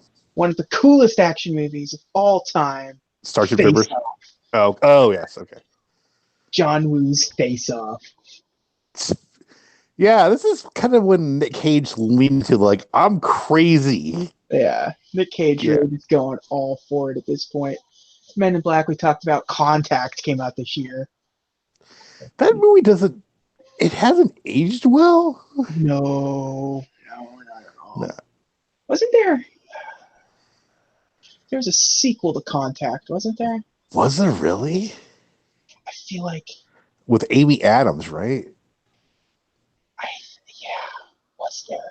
Or am I remembering something wrong? I might be remembering it wrong, but I feel like there's a sequel to Contact. Now I'm gonna have to Google Contact 2? Question mark? Contact 2. Why? Yeah. Okay, good. There. Okay. There's no sequel. No. Okay. Okay. That's good. I am just. The estate of Carl Sandburg's like, no, please don't. George of the Jungle came out this year, the remake of, also a Disney movie. Yeah, Brendan Fraser. Brendan Fraser. You know what? Not a bad movie. Yeah, it's fine. It is George of the Jungle. Like, it can only be so good. Like, It's funny. It's actually kind of funny. And they tried to make George of the Jungle. So, it's not like they tried to make Tarzan. But yeah, they tried to make Tarzan shortly thereafter. This. You know what's funny about this? Like look at this kind of like 97. Like, yeah, we've established Greg Kinnear's a thing. Yeah, Brendan Fraser's a thing. Nicolas Cage is a thing. Becoming a whole different thing. John Travolta is a thing again. Yes, John Travolta has been. Quentin Tarantino has willed John Travolta into being a thing again. Yeah. And then he does Battlefield Earth later this year or the year after. Yeah. What else we got? The Swan Princess is an animated movie that came out this year. Mm-hmm. That's okay. Directed by a man named Richard Rich. Oh God, JJ. Good Burger. Yep. Air Bud. Oh Lord. Yeah, Air Bud. The Spawn movie. Oh well, back to John Leguizamo. You know what? We mentioned John Leguizamo has had like 3 or 4 different movies this year. There's problems with the Spawn movie, but it's fine. No, there's another movie came out this year that I think gets overlooked a lot. That movie's Steel. Steel? Yeah. We're going to make a Superman spin-off without anything even remotely mentioning Superman? Yep. It's starring Shaq. Shaquille O'Neal in an era where maybe Shaquille O'Neal can be in movies. Yeah. Richard Donner's classic Conspiracy Theory. That's a good movie. Copland. That's a depressing movie. James Mangold, who would later go on to direct The Wolverine. Logan. Oh, yeah. And then Logan, so he's got 2 good movies. Yeah. Event Horizon. Oh God. Hey guys, go watch the unrated version of Event Horizon. Yeah. Enjoy. Oh yeah, G.I. Jane. Ridley Scott. Just really going for it. We just talked about Demi Moore last week. Yeah. Leave It to Beaver. Spice World? Was that 97? Oh man, I just scrolled past Cole the Conqueror. I think Spice World's 97. Probably. I haven't seen it pop. Wishmaster. Yeah. Hell yeah. I love Wishmaster. That movie, like, I don't remember the name of the actor who plays the Djinn. Yeah. But he's just leans into that freaking character. Boogie Nights. Okay. Rocket Man. Harland Williams, Oh, right. That Disney movie. Disney comedy starring Harland Williams. Right. The Bean movie, Mr. Bean, yeah. okay. The Devil's Advocate, which, whew, That's a that's a weird movie. that is a weird movie. I think about that subway scene a lot from that movie where Pacino's talking to those two guys in Spanish. Yeah, Yeah. Gattaca,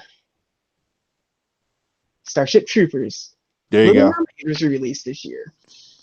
Oh, re-release? Yeah, Anastasia. That was probably one of the bigger animated. I wonder. Let's look at because I know Anastasia was huge. She's Mortal now Kombat. technically a Disney princess, by the way. Yeah, because it's Fox. Yeah, Mortal Kombat Annihilation, which is the second one, is the one that came out this year, Oh, okay. Okay, then. So, yeah. and Alien Resurrection. Oh, no. Also a Disney princess. The Xenomorph Queen is a Disney princess. Technically, she's a queen. She's past princessness. Yeah, there you go. So. Flubber. Oh, right. The Robin Williams Absent-Minded Professor. Yeah, Home Alone 3, Scream 2, Titanic. Boy, Titanic and Tomorrow Never Dies opened on the same day. Yikes. I think was Jackie I know what you Brown. yeah was I know what you did last summer or this year? No. Okay. The Postman. Oh Lord. So you have all these people like, hey, this guy's a thing, and then Kevin Costner's like, I used to be a thing. Yeah. And the end of the year off with Wag the Dog. Which Perhaps a relevant movie now. Oh, Absolute Power came out this year. Huh. All right. So that's so I need to see. So Hercules cost $85 million to make, made $253 million at the box office. So it did okay.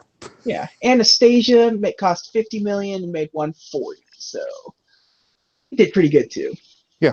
Yeah. But you will notice this is the first time in a while now that a Disney movie did not make the top 10 movies of the year. So it's a downward trend from here on out. You've only got a couple more movies left in the Disney Renaissance era. You mean next week and that's it? Or one movie, depending on the audience. And then from there on out, it's just a downward slope for a significant amount of time. We're going to get increasingly more upset with films. Boy, well, I mean, you're going to get upset a lot later than I am. I think the problem we're going to get upset with when we get to some of the really bad ones is because a lot of the really bad ones are almost something great. Yeah. Get to things like Treasure Planet or Atlantis. Like they're on the verge of like something significant, but they just can't quite pull it together. But or in the case of Tarzan, a movie where there's all sorts of great pieces there, soundtrack, concept, everything that can't quite. You know what's funny is I mentioned every time we mentioned Tarzan, like you have a verbal smirk in your voice, but I can see you right now, and in 2 weeks, like you are like gleefully anticipating that episode. I can't wait. It's exciting to me. I can't because wait. It's gonna suck for me. It's gonna suck for you. The part that I enjoy most of all is that if you have an ounce of respect for me as your co-host, you will watch it. Oh, here's the thing. Like, my wife has your back. She's going to make me watch that damn movie. So I take joy in the fact that I'm forcing you. She's met you once, and she's like, no, I'm going to side with JJ on this one. So exciting times. Nick gets to watch Tarzan, and I get to talk to Nick about Tarzan. Yep, and I will have it just be like radio silent over here. You just verbally hear me in pain. It would be almost fun to just. It's too bad we can't do a live commentary track for Tarzan. Oh, too bad. But Netflix does have closed captioning, right? But yeah, so Tarzan is 2 weeks away. Mm-hmm. Next week is not Tarzan. It's It Mulan. is. It's Mulan, which I actually like. And just very recently, they released a live action trailer Yeah. for a new version of Mulan. That looked absolutely fantastic. It didn't look like the movie. It looked absolutely nothing like the movie, which is probably for the best, I think. Yeah, it had a very Crouching Tiger vibe to it. Yeah. Very clearly pandering towards the Chinese market, and I'm okay with that. Yeah, sure, why not? But that's next week. What we got to do right now is rank it. Yep. Rank the Hercules. Rank Hercules. So let's just jump right into it. Lion King. No. Sorry, I should have this dismissive scoff. Yeah. Robin Hood. No. Beauty. No. Aladdin. No. Jungle Book. No. Sword in the Stone. No. The Many Adventures of Winnie the Pooh. No. The Little Mermaid. Yeah. You like it more than The Little Mermaid. I like it more than The Little Mermaid. And Fantasia. Yeah. Well, I mean, what does this movie have in common with Little Mermaid? Big, swole, old dudes. True. But Odin and not Odin. Zeus and Triton. Triton? Is it Triton in that? I always forget. Yeah. Like they're very identical. Yeah. I was gonna say similar, but like that doesn't really do it justice. They're on the gas, both of them. Yeah, they go to this. They go to the same pharmacist. Yeah. Let's see. So Doug Balco. JJ List. Lion King. No. Aladdin. No. Jungle Book. No. Beauty and the Beast. No. Fantasia. No. Winnie the Pooh. No. Snow White. No. Cinderella. Yes. Oh. As I said at the start of this episode, let me tell you, I've seen this movie more than so many of the other movies on this list. And that's not just because it just happens to be on TV all the time. You just genuinely enjoy it. Genuinely enjoy this movie. Yeah. It's fun. It's got a good visual design to it. It's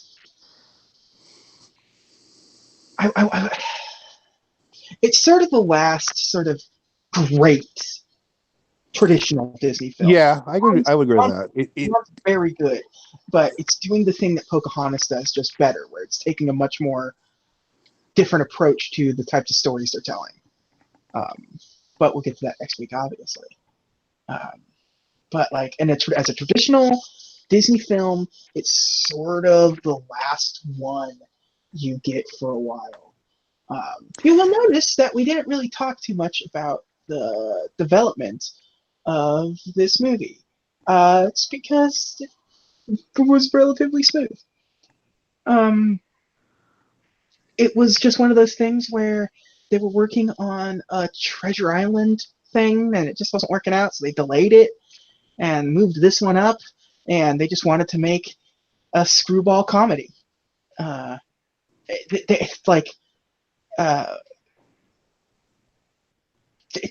I think they said like Hercules is basically like Jimmy Stewart in Mr. Smith Goes to Washington. He has that energy to him. Yeah. Yeah, I know. Yeah.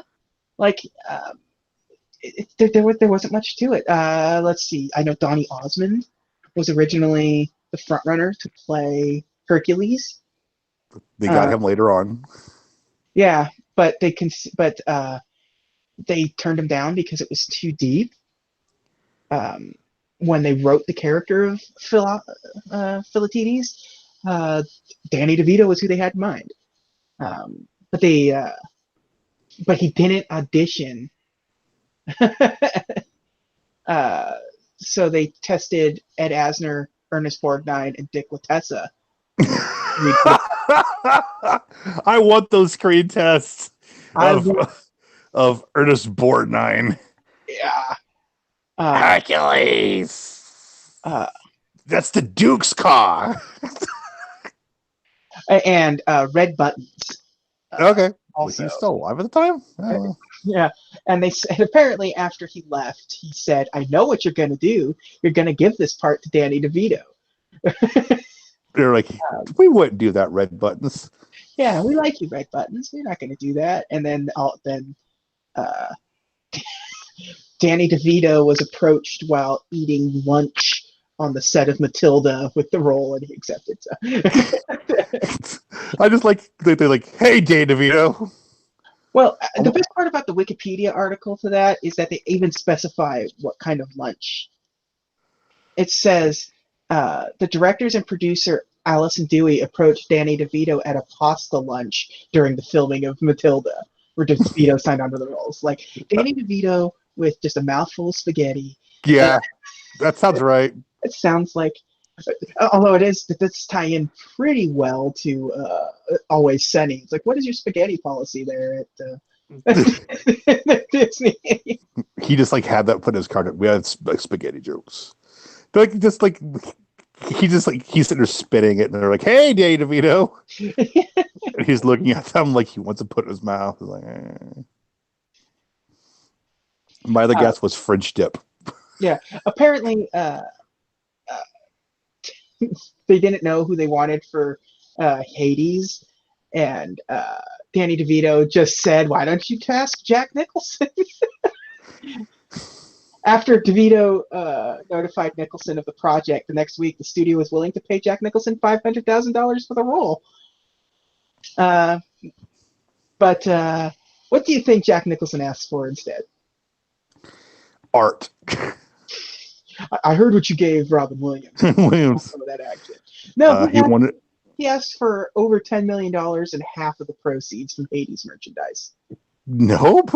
And Disney's like, no. Yeah, he's like, that's not going to happen. Then they chose John Lithgow.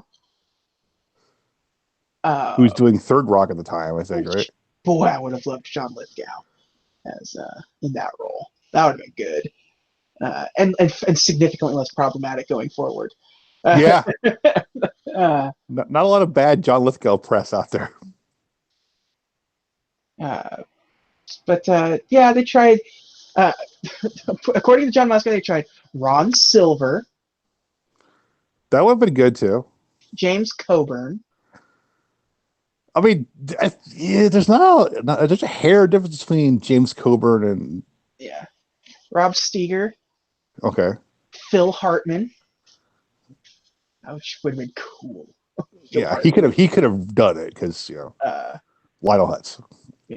Kevin Spacey. And then and then we'll just move on to James Woods. So yeah, clearly they eventually got Kevin Spacey for Bug's Life. So apparently Michael Ironside auditioned for the role. He would have been great. I know. And Martin Landau. Huh. Nah, Michael Ironside, man. I would have, man. Totally different movie with Michael Ironside. He's just swearing at Hercules the whole time. Yeah.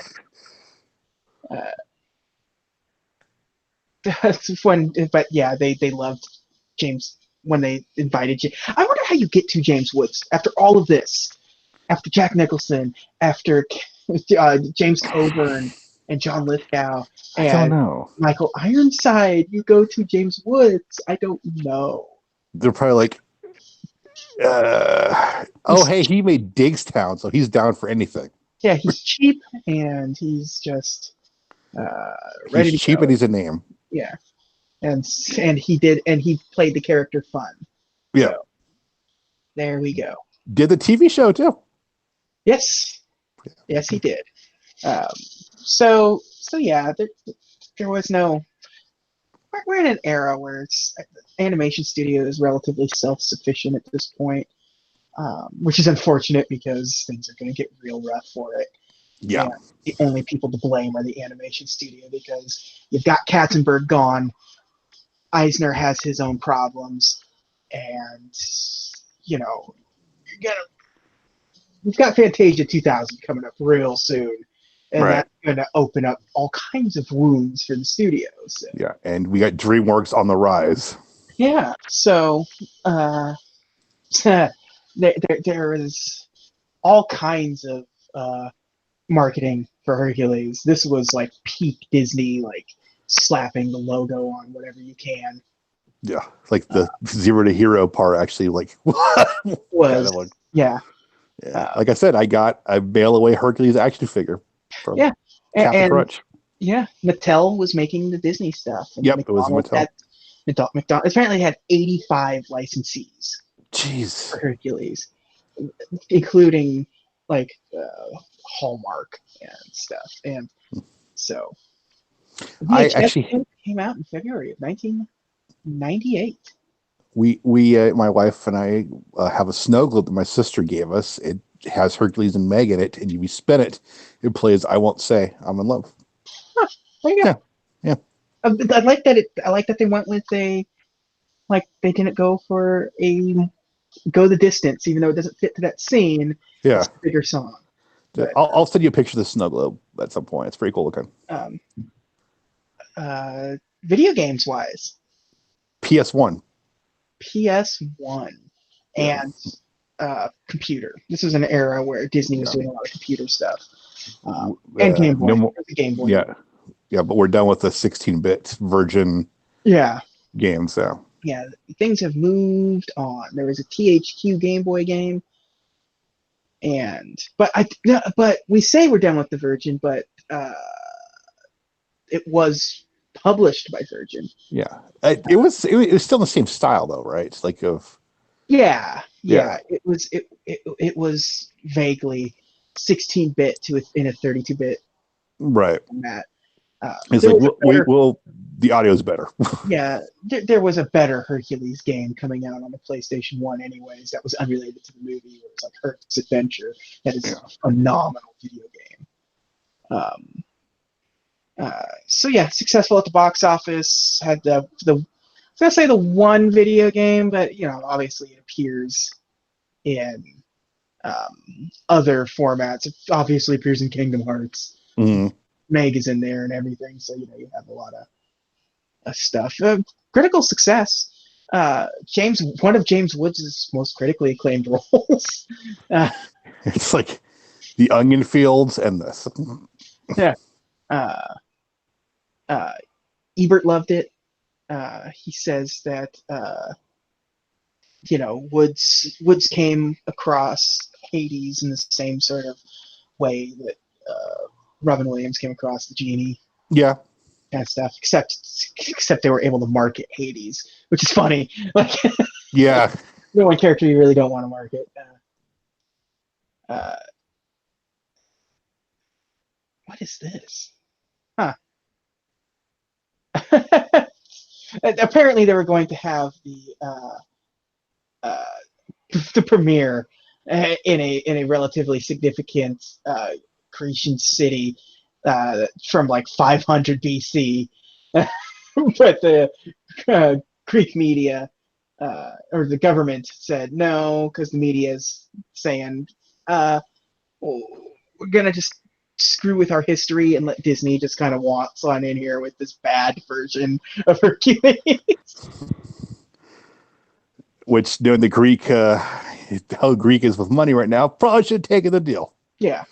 Yeah. There is apparently a stage adaptation getting worked on, and a live action remake. With Alexander Skarsgård in the title role, so theoretically, so. Dr. Selvig's son. And considering outside the box directors and writers for the film based on the box office success of Guy Ritchie's Aladdin. So, who do you get? David Cronenberg. I was just about to make that same exact joke. Was it David Cronenberg's Hercules? Ridley Scott's Hercules.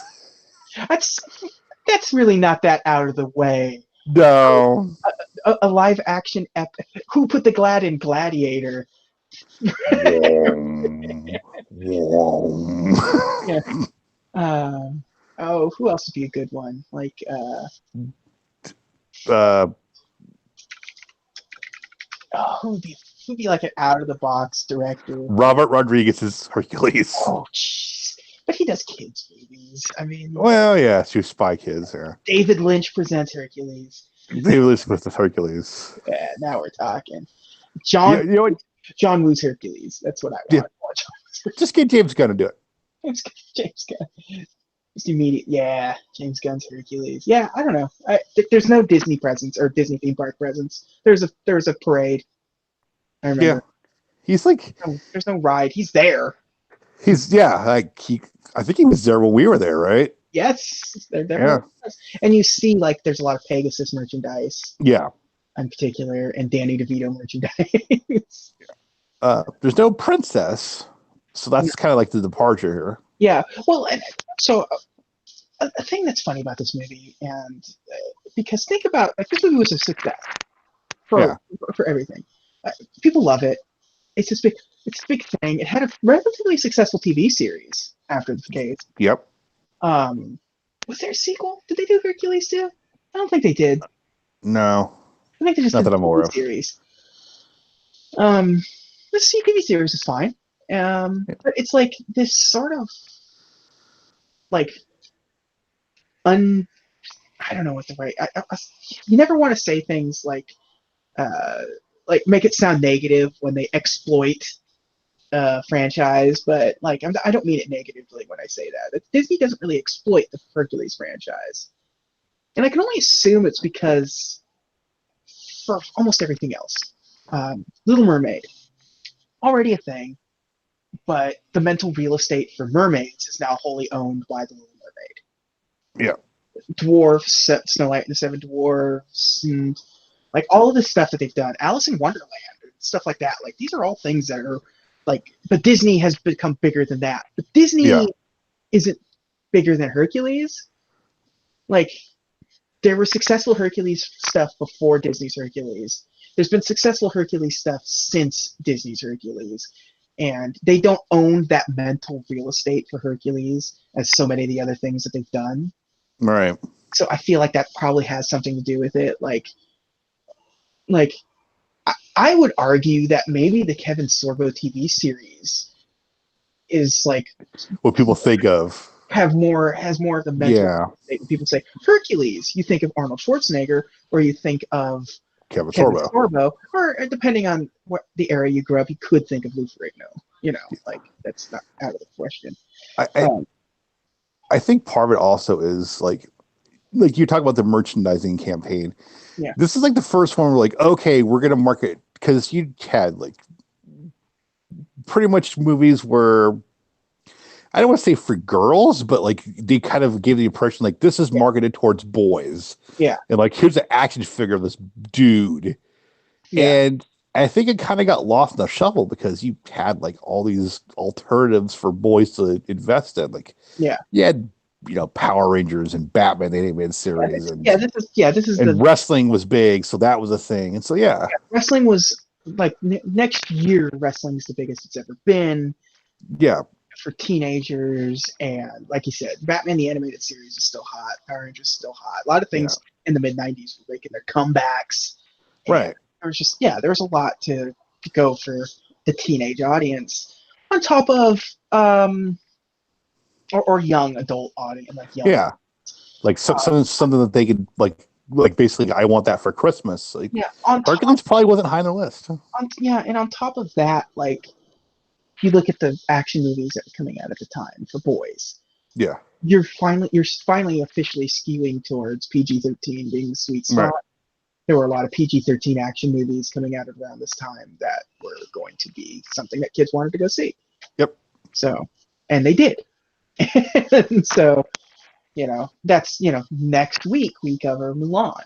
And you're back to what's quote, end quote, a girls movie. Right. So it'd be interesting to see what we think of Mulan now to go for next week's episode. I mean, when I say girls movie or boys movie, I don't mean that in a derogatory way. But just like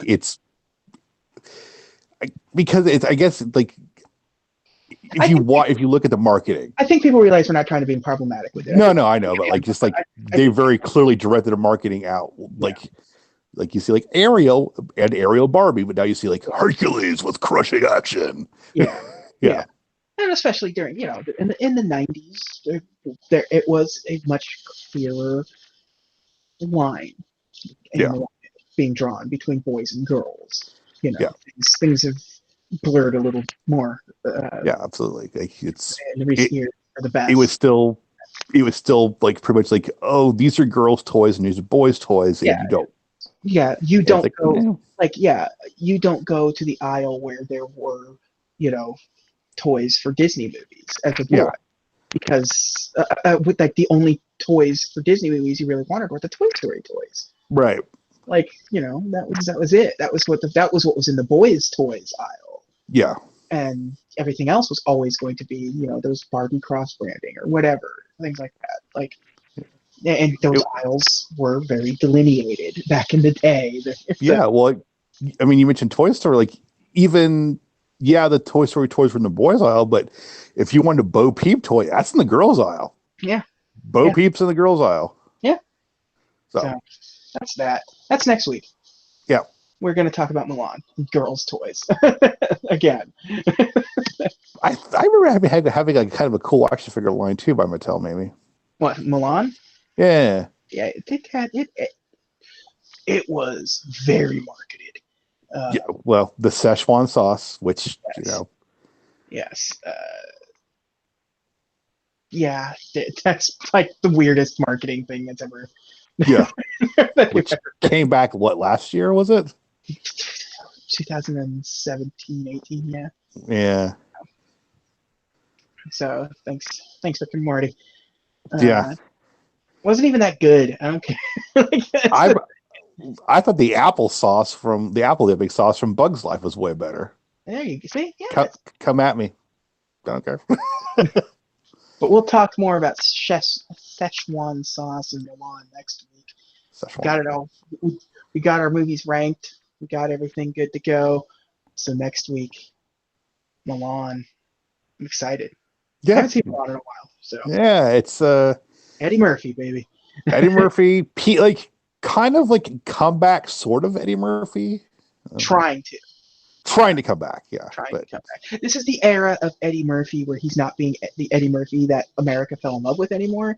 He wants to be the Eddie Murphy that that kids can enjoy. Yeah. And doesn't really work out so well. No, Haunted Mansion. Off on the heels of the successful Pirates of the Caribbean, let's try Haunted Mansion. Whoops. Let's just make it no. So, until next week, thank you all again for joining us, and have a magical day. Bye.